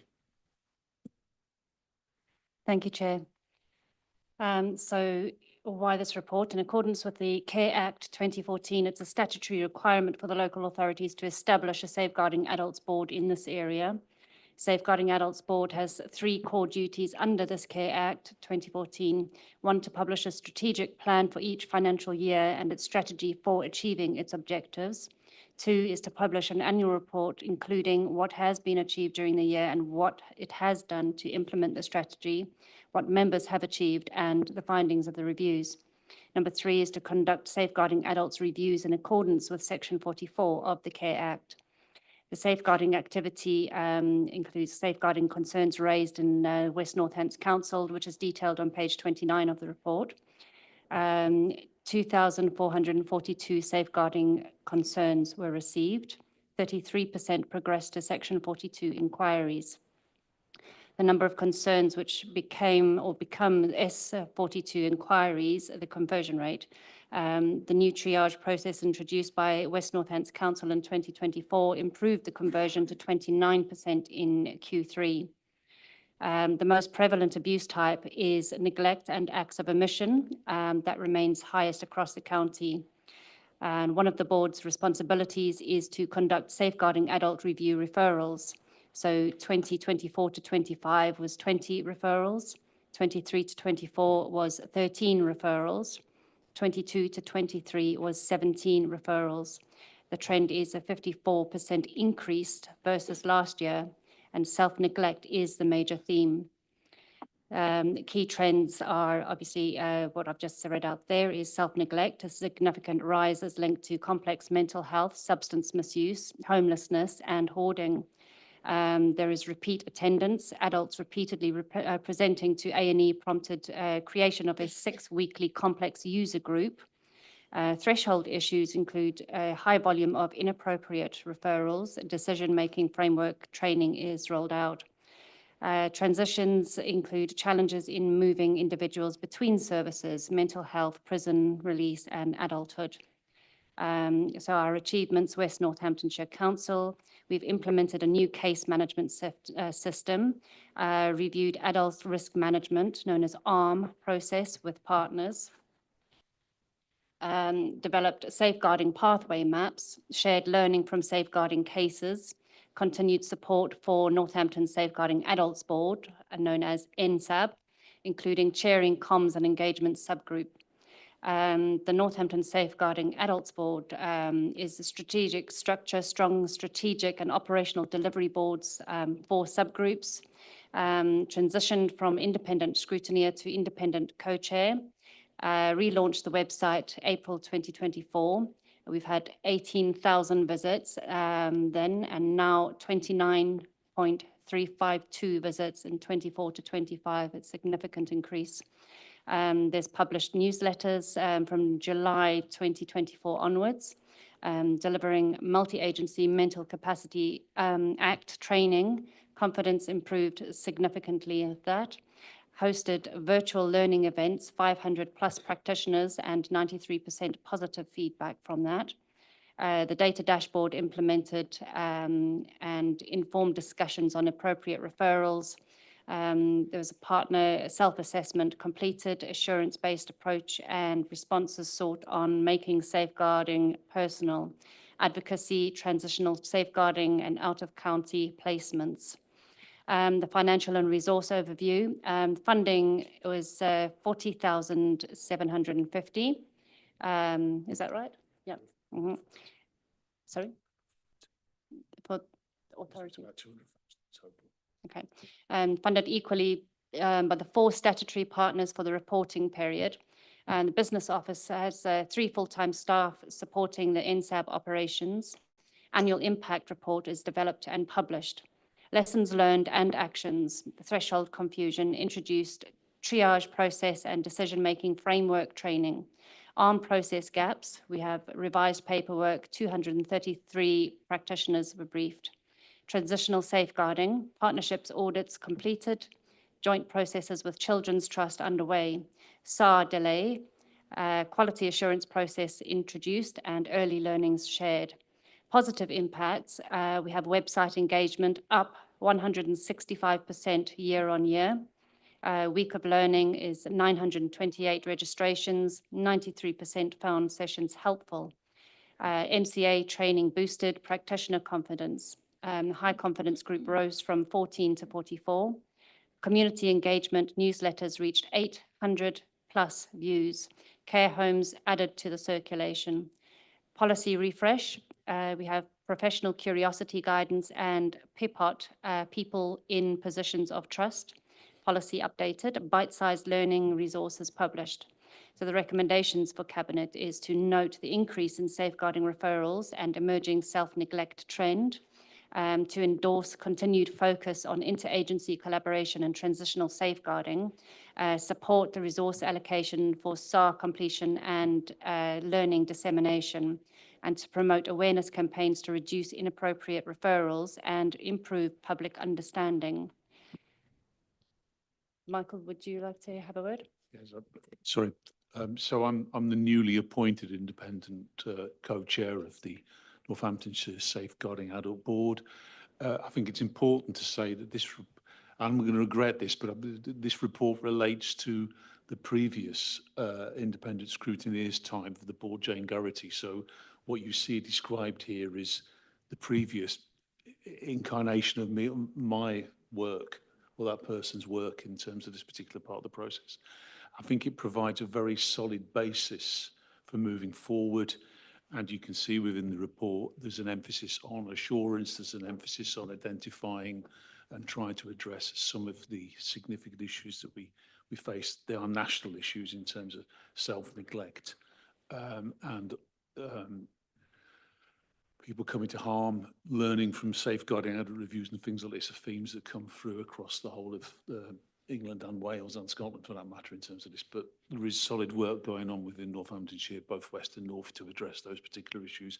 And as I say, the report and the actions put forward, I think, put us in a good place to move forward from that point of view. Thank you. Thank you, Michael. Thank you, Councillor Coos. We'll go to speakers. I've got Councillor Chahan down. Councillor Lister has not attended. Do you wish to speak? No. Okay. Councillor Purser, you're next. Thank you again. This is a detailed and I would say dense report, and I've attended the Adult Safeguarding Board as a deputy over the last year and confirmed that the issues reported here are approached with seriousness and diligence. And it's really important because it safeguards our most vulnerable residents. Some of them are visible, as with homeless people on the streets, but many of them are not visible because they're in institutions or in care homes or perhaps in their own homes. So it's really important that this area that isn't visible is made visible, and we look at the issues that are involved. I welcome the focus on prevention, and I know that from the friends that the work on falls is having an effect because people are seriously talked to and measures are being put in place. But it's an ongoing task as the number of us who are older grows. One question I've got is the relationship between the Care Quality Commission and its work and our work in terms of contracting and supervision and how these fit together. Because I'm concerned how the Care Quality Commission feeds back into our work. It's probably a bigger issue that could be dealt with here tonight, but it's certainly on my agenda.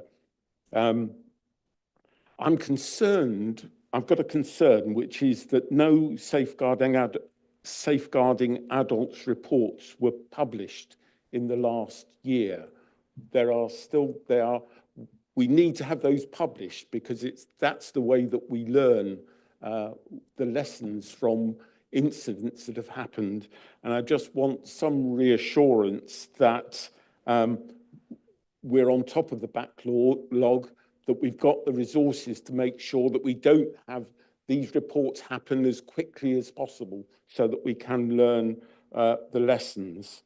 That's my key question really to the Cabinet member, is how about this backlog of serious reports.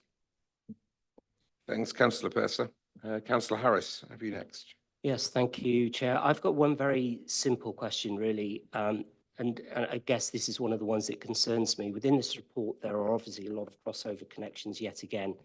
And within the report on page 171.3, it talks again about the domestic abuse issue and the connectivity of having health professionals who can potentially spot and see those issues on the ground. My main question is how, if at all, is the ICB funding cuts and reorganisation going to impact on this whole issue of safeguarding? Because we know that they're under enormous amounts of pressure, and I think the geographies are changing, and certainly I know the funding cuts are potentially an issue. So that concerns me for the future moving forward. I don't know what the answer is. I don't know what practical impact that will have on the ground, but it's certainly one issue that I feel we should be raising and concerned about. Councillor Purser mentioned the effect on falls. Again, we can only join the dots up. We've got massive problems with pavements. We know that. We know we've got I'm looking at Stuart. I know we've not got enough money in all of our budgets to fix all of our pavements. But we heard from Councillor Coos' own testimony about how much better the Market Square is now to walk on.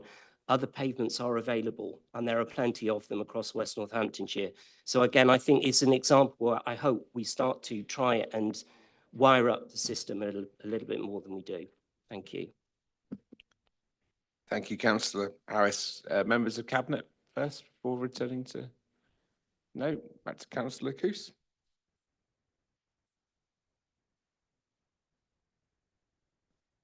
Thank you, Chair. I must say I'm very impressed with how all the officers in the Safeguarding Board, and the children's and the adults, all the officers involved in everything we're doing, really work tirelessly with this in creating multi-agency approaches and looking for any opportunities they have missed or can make our prevention better. I have every confidence that we will do everything we can to prevent death by suicide in children and adults. Michael, no? Okay, so thank you, Councillor Purser, for your question about the CQC. I think that's out of scope of the adult safeguarding report, but we are due to bring in a care quality report. Sorry, you're behind me, so I feel like I'm talking over my shoulder. We are due to bring in a care quality report to scrutiny, adding that to the work programme, so we can therefore explore the role of the Care Quality Commission as a regulator, the role of the council as a commissioner of people's individual care packages, then the role of myself as a director of adult safeguarding to be responsible for the safety of people wherever they're placed and wherever they reside. So we can unpick some of those things. But part of what Michael's role does is to ensure that people that are in whatever setting of care have got the duty to be safeguarded. So that's part of the convening role. In terms of the Integrated Care Board reductions and reorganisation, I think it's fair to say that across both children's and adult safeguarding, we're working really hard to ensure that those standards are met. There have been very high standards, really high standards of engagement and care quality in the ICB and some of our other health provider partners. So that's part of the agenda for both boards and partnerships, actually, and part of what Michael will be supporting us with alongside the children's safeguarding independent scrutineer. You were saying. So I think the SARB report was actually published today.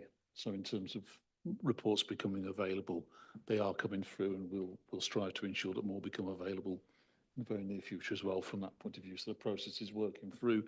There's been some revisions in terms of SARB process to make them more timely from that point of view.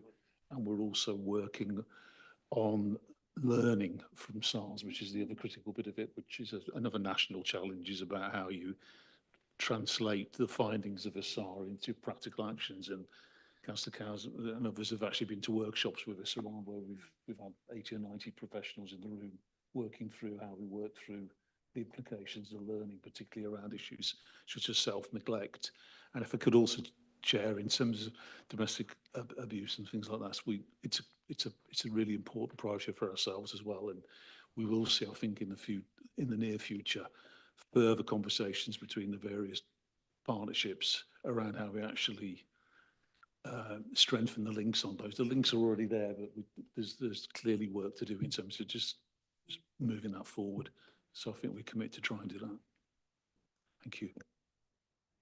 Thank you very much. If there's no other input from around the room, we'll move this to a vote with a proposer from the floor. Councillor Petzer, seconded Councillor Stansfield, and a vote with a show of hands to approve the recommendations. Thank you. It's carried. And we'll move on, looking at the clock, possibly a short break after this item before the final three. So item 12 tonight, Northamptonshire SACRE Annual Report 24-25. Back to Councillor Shaw to introduce the report. Thank you. Thank you, Chair. Okay, so the SACRE update. So all local authorities are required to have a standing advisory council for religious education. The SACRE's role is to ensure that all schools across the local area have an agreed religious education syllabus in line with the government guidance. The 2024 to 2025 academic year included the successful launch of the revised locally agreed syllabus for religious education.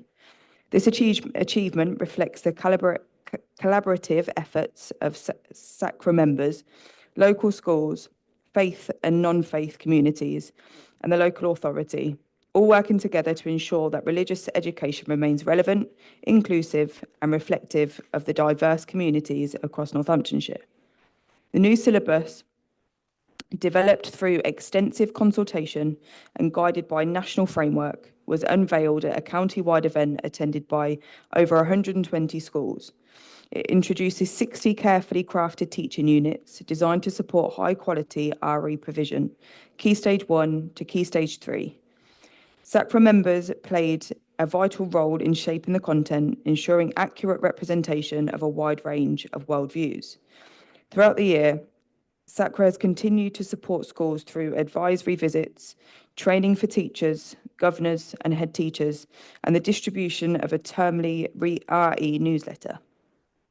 These efforts have helped embed the new syllabus and strengthen communication between the SACRA and educational settings. As we look ahead, SACRA remains committed to monitoring the impact of the revised syllabus, supporting continuous professional development and promoting inclusive, high-quality religious education that fosters curiosity, respect and common cohesion. Members of Cabinet are asked to note the detail of the report. Thank you. Thank you, Councillor Shaw. I have 2 speakers down. Councillor Lister, no. Thank you, Councillor Delamere. One Delamere. Thank you, Keith.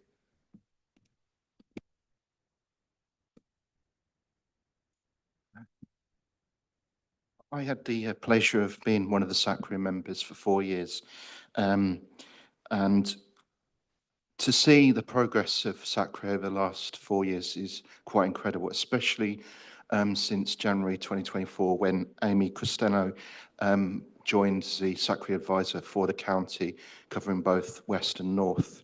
It's been such, I had also the pleasure of attending the syllabus launch in May, just after the May elections, and that was one of my last acts on that committee. And to see the progress and the enthusiasm of the teachers and the SACRA committee and the religious and non-religious communities was really quite awe-inspiring.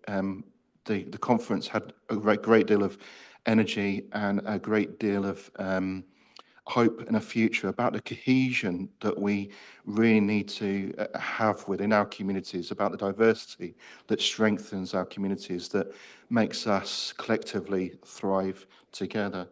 And it was a hard process to finally get the many meetings about the Constitution. And one thing I would highlight is the terms of reference that do need to be sort of strengthened now, to make sure that that partnership approach between West and North is fully in place legally to sustain the SACRA across the county, because many of our faith communities and non-faith communities like the Humanist Society operate across the county, and they don't necessarily have resources to run 2 separate committees, because some of those communities are very small. For example, the Jewish community are very small, and you've got Peterborough Diocese, Northampton Diocese, you've got the North Hampshire Council of Mosques, the Hindu community is quite small as well, Sikh community. So it's important that we collectively work together to make sure that our children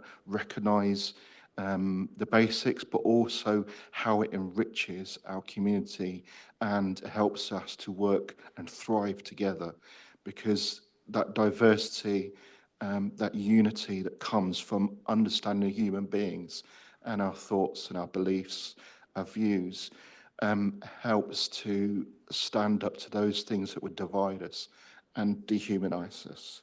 So I welcome the report. I welcome the work of SACRA, and I know with the SACRA advisors and the SACRA members and the council reps, they're in good hands. So I commend this report and wish them all the very best for our community. Thank you, Councillor. Any members of the Cabinet like to comment on the report? I return to Councillor Shaw. Councillor Hayes. Yes, thank you, Chair. I would just like to echo that. I think that's an excellent report and well done. I think it's absolutely super bit of work. Thank you. Thank you very much, Councillor Coos. Thank you, Chair. I welcome SACRA's commitment to promoting inclusive religious education and collective worship. It's vital for fostering respect and understanding mental well-being among children and young people. Community cohesion and cultural understanding are key determinants of health and well-being. So I'm very pleased with this. Thank you. Thank you, councillor Coos. Back to councillor Shaw. Thank you very much, and very much aligned with views with in terms of unity. Together we stand stronger, and education is definitely needed with the diversity that we now have across both West and North. And it's just understanding that I think ultimately the 12 principles within every religion is the same, and it's about notifying and educating, like you've said. So very much aligned. And also passing the compliment on to Amy, as I've just been told. She's been instrumental in all of it, and Mel's going to pass that on. All right, thank you. Okay, if everyone's done there, then we'll take this to a vote with the proposer on the floor. Councillor Last, seconded by councillor Coos, and a vote with a show of hands. Thank you. That's carried. I'm at this point conscious there's a couple of hefty bits in here as well, including the closed session. So we'll take a short break for 10 minutes and return at 20:05 to conclude the cabinet meeting. Thank you.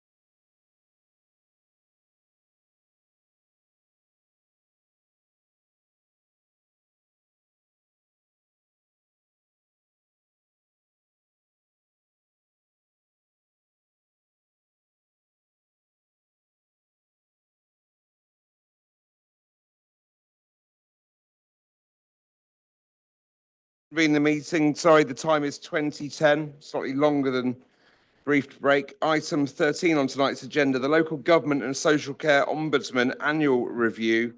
And I'd like to invite Councillor Last to introduce the report. Thank you, sir.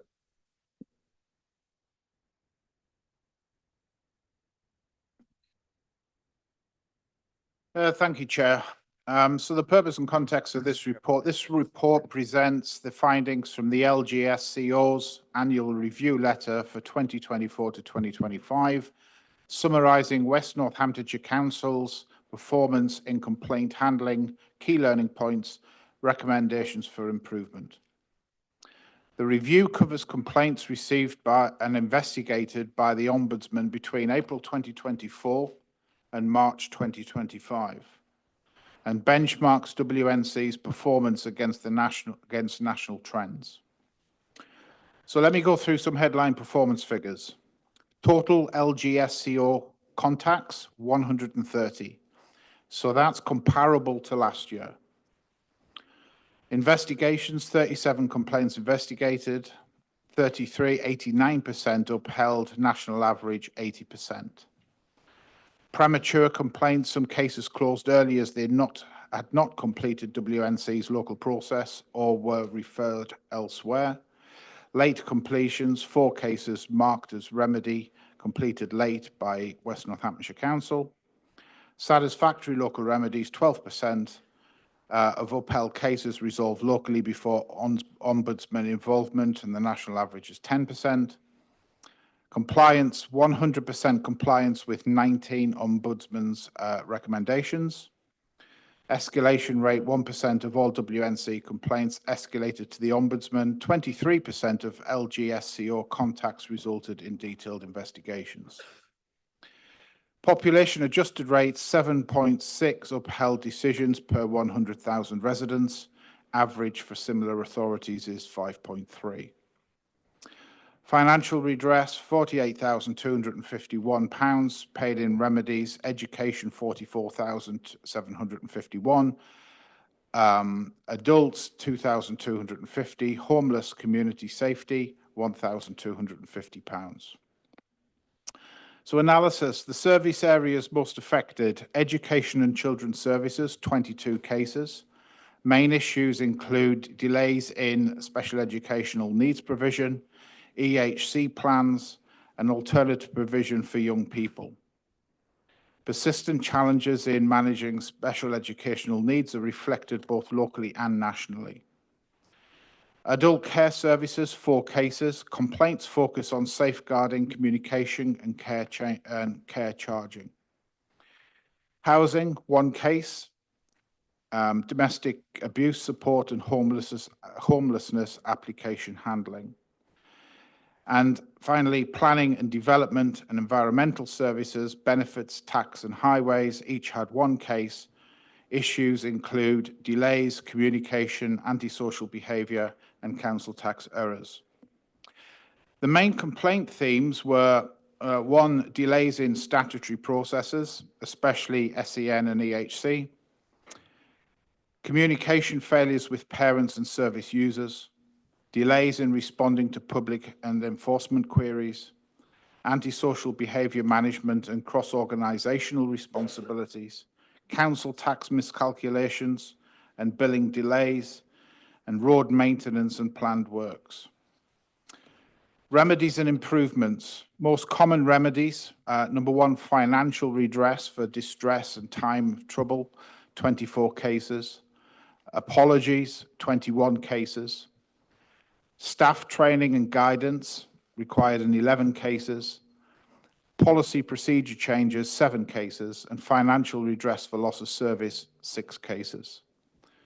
Service improvements, enhanced training for staff on SEN and EHC processes and homelessness. Improved communication protocols and reminders for statutory deadlines.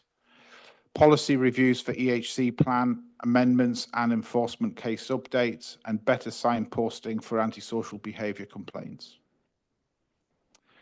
Looking at the national context and LGSO recommendations. National trends, uphold rate increased increased to 80% from 74% in 22 and 23. 60% of authorities were late and at least one remedy case.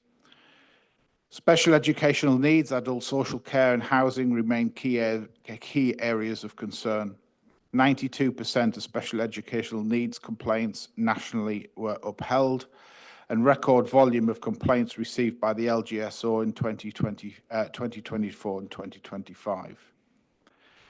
National recommendations: simplify legislation to allow LGSCO to investigate all local government services, statutory power to monitor compliance with the LGSCO complaint handling code, require independent care providers to signpost to LGSCO, and extend LGSCO remit beyond the school gate for EHC plan implementation and school admissions and exclusions.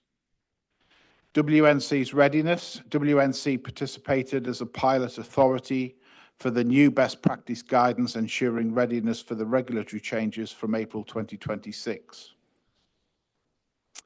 Recommendations for Cabinet: support improvements in the timelessness of responses to the Ombudsman's inquiries, especially in high volume complaint areas.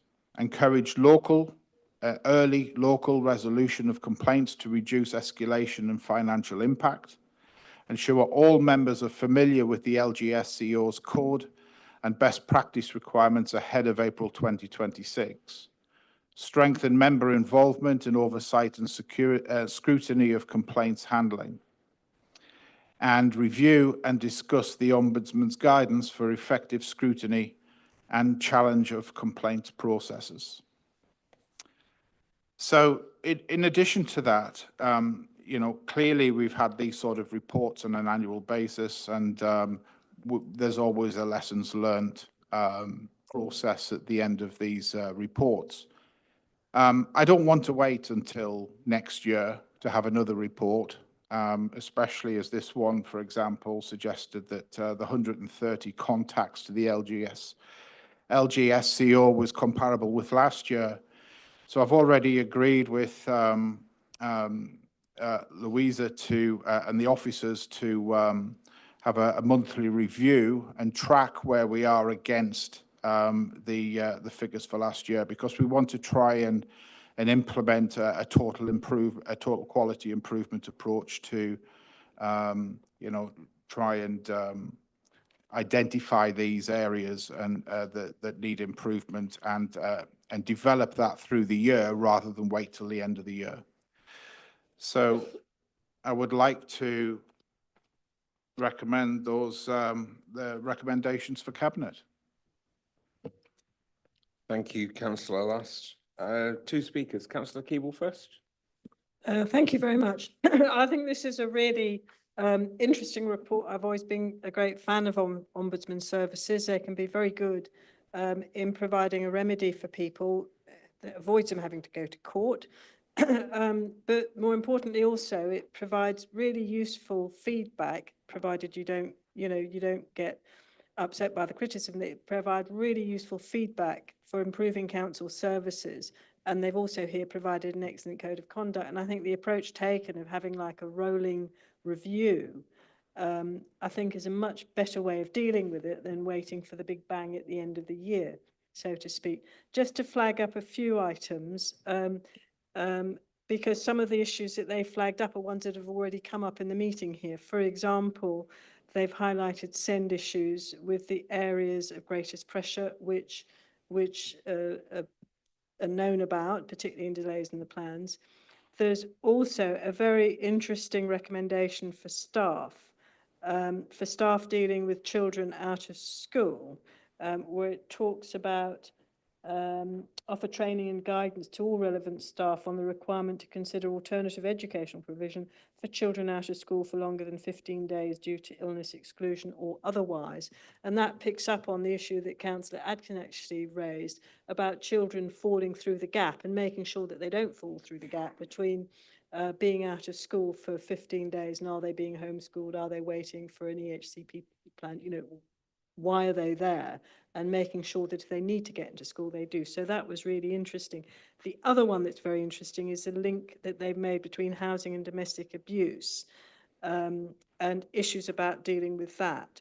And what would be really interesting would be to see the procedure note that we have here, or MPH has, whichever one does it, as to how you go through the checklists for making sure that if people, that the early warning signs of domestic abuse are picked up, but then if people are, for example, housed away from where the abusive partner is. And there's a recommendation here about training for housing and homelessness staff on identifying and carrying out applications with particular attention where there may be reason to believe an applicant is in priority need. And that links back to the domestic abuse. So that's a really interesting one too. The code of conduct, I have to say, is extremely impressive and very onerous. Some of its clauses are quite revolutionary, like people are entitled to choose how they make a complaint.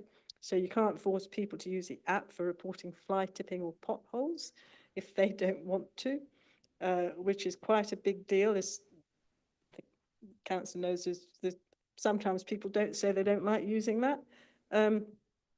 And also, if you complain to one member of staff and it's not for that staff member, then they have to make sure it gets to the right person, which is also actually quite onerous. So I think, you know, those are going to be interesting to see how they work through the system. But I think this is a really helpful and interesting report, and I think the way of dealing with it that's proposed is absolutely spot on. Thank you, Councillor Keeble. Councillor Harris? Yes, thank you, Chair. I don't have a huge amount to say on this particular issue, other than reflecting back on a theme that's been throughout the whole of the evening, which is the lessons learned. And I'm pleased to hear that we're trying to do something different, perhaps to get ahead of the curve rather than waiting to find ourselves in those situations. I think there's always a balance. Perhaps the nature of the council might be in some areas to defend rather than look at pragmatism in terms of making decisions. So I think there's something about decision making. And you know, one could argue that 48,000 is not a huge amount of money in the grand scheme of the budget overall. However, that would pay for 3 councillors' special responsibility allowances, so 3 committee chairs for a full year. So it's not insignificant when you put it in those terms, and anything we can do to reduce that down, ideally to 0, the better. Thank you. Thank you, Councillor Harris. Councillor McCord? Thank you. I think, Jonathan, the amounts that the Ombudsman recommends to pay to people after they've been through, even if they do find a finding of maladministration, are pretty derisory. So, you know, people get a couple of £100 for their time and effort, which is hardly really worth the time and effort. What I want to know is, has this whole process changed? Because, and are we bringing this report to council? Because in the past, we've had a letter that has set out what the number of complaints are this year versus last year. This letter we got this year is different. Seems to have come out early, allegedly because of the elections, although there's elections somewhere every year. Don't really buy that. But we've constantly had a criticism running through all of the letters around speed of response. But there's nothing in that longer narrative that I can see, because I can't actually find what I'd call the normal letter that I, as the chair, used to get. So they would send it initially before it went on press release under embargo to, I think, the chief executive, the leader, and myself as the chair of the relevant scrutiny committee. But that seems to have now changed, and instead we've got this other system of a rolling thing. So what I would also be much more interested in is not necessarily the Ombudsman's complaints, but the complaints in general, because you can only go to the Ombudsman's after you've exhausted the local complaints process. And there are numerous parts of the which are off limits to the Ombudsman, where there is a statutory appeal process, like planning or other areas where you have to go through all of that as well. So even if you you know, secondary school place, and an appeals process probably can't go down the ombudsman's route, even if you still don't get the result you want, because you got, so I'm much more interested in that. And the two really ought to be done beside each other, because the ombudsman is really only the ones where we've seriously dropped the ball. And the vast majority of them get deflected upstream, either because they don't fall within the remit of the, or they're eventually semi-satisfactorily resolved, or people have just given up. Thank you. Thanks, Councillor McCord. Any questions from Cabinet to Councillor Lost? Any comments? Yep, Councillor Shaw. No comments as such, sorry, no questions as such, just comments in and around. Obviously, stats don't lie. It's definitely prominent that the majority of it is in and around special educational needs, and the complaints being raised is in that area. But just to advise what actions we have taken as a sector. 8 new caseworkers. Liquid Logic has now been implemented, and it was a good launch. We've also got a Send Improvement Board chaired by an independent chair. And improvements have in fact been recognised by the DFE, which is brilliant, and I have confidence in the trajectory. So although we're not seeing improvements now, there will be in the future, given the early intervention that we're interjecting. So I just wanted to vocalise that. Thank you. Thanks, Councillor Shaw. I've got Louisa Morris-Warren on the stand to help with answers of some of the members' queries, and Councillor Last, whoever goes first. I'll jump in if it's all right, and hopefully Louisa can mop up the rest. First of all, thank you, Councillor Keeble, for those words. I think, you know, waiting the normal modus operandi for a lot of council businesses, you know, the reports are annual. You listen to the reports, you go through some sort of post-mortem activity on the report, and then nothing happens. So, you know, let's try and change that. Let's see if we can just develop a culture of continuous improvement throughout the whole year, and I think that's very important. As far as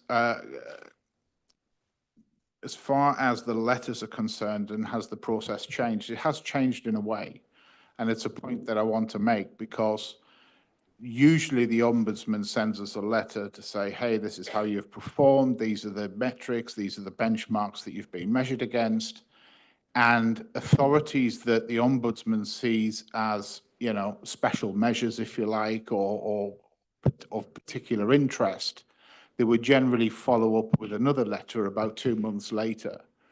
And we were spared of that embarrassment this time around. The year before, apparently, we had the 2 letters. This year, we only had the 1 letter. I don't know if you can acknowledge that, Louisa.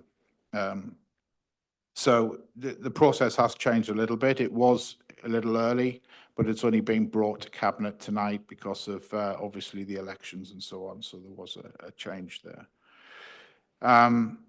In terms of what's discussed or what metrics overall that we want to be looking at, yes, the Ombudsman has given us some key metrics that's common across all the authorities as far as, you know, the Ombudsman's concerned.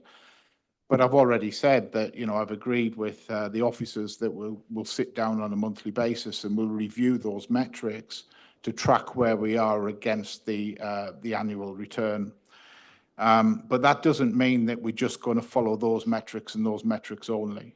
So if there are other metrics that we need to measure, or particular performance against SEND, for example, then, you know, those discussions and those metrics are not off the table either. And this is very much an evolutionary thing. And, you know, we'll develop this process as time goes on. Thank you, Councillor Last. Louisa? Thank you. Just to add a couple of details. So whilst a number of, you're absolutely right, Councillor McCord, people go to the LGSEO at the end of the process internally. However, the LGSEO will only assess once that process has completed. So if you look at those numbers, that's only 33 complaints that they have actually investigated, which for an authority of our size with the level of demand we have is actually very low. So that's the first thing to say. Whilst the numbers remain similar to last year, given the fact that actually our demand has increased, in reality, we have not only remained static, we have reduced the numbers of cases that have escalated to that level.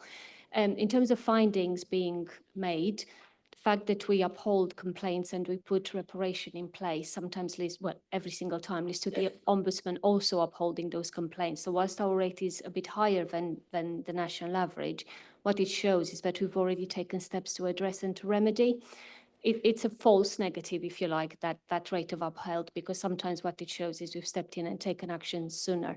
I've done this for many years. I would say this year is probably one of the best letters we've received. So just to assure you, all of those recommendations put forward in previous years have been implemented. There's a lot underway that is very different now to if you looked at even 2 years ago in terms of weekly reports going to directors and assistant directors, but there are no delays, regular reports to ELT around where there are areas of concern, and also regular updates to the portfolio holder just to make sure that we flag things early on. So just a bit of reassurance.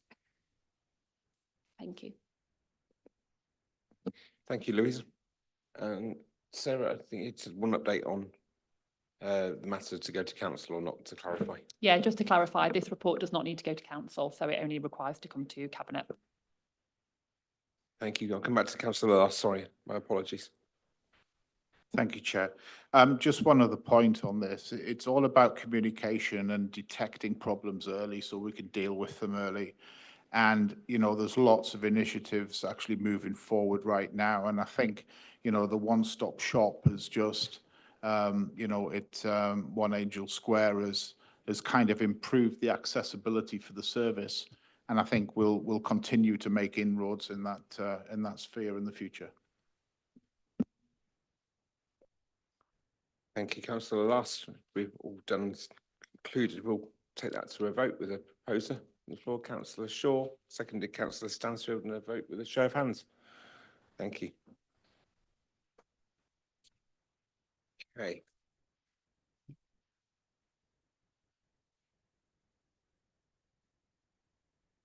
So the following two reports are publicly accessible with the exception of the appendices. If members wish to discuss this item with the public portion of the meeting, we will need to avoid referencing or discussing the appendices. I assume that everyone wishes to go into private session as one of the items is quite contentious. Chair, are we going to take it all together then in private session? The two items are both for private session, Councillor Keeble, Okay. Item 14 and 15. So they'll be taken together. Okay, so we move to a private session in that case. Thank you.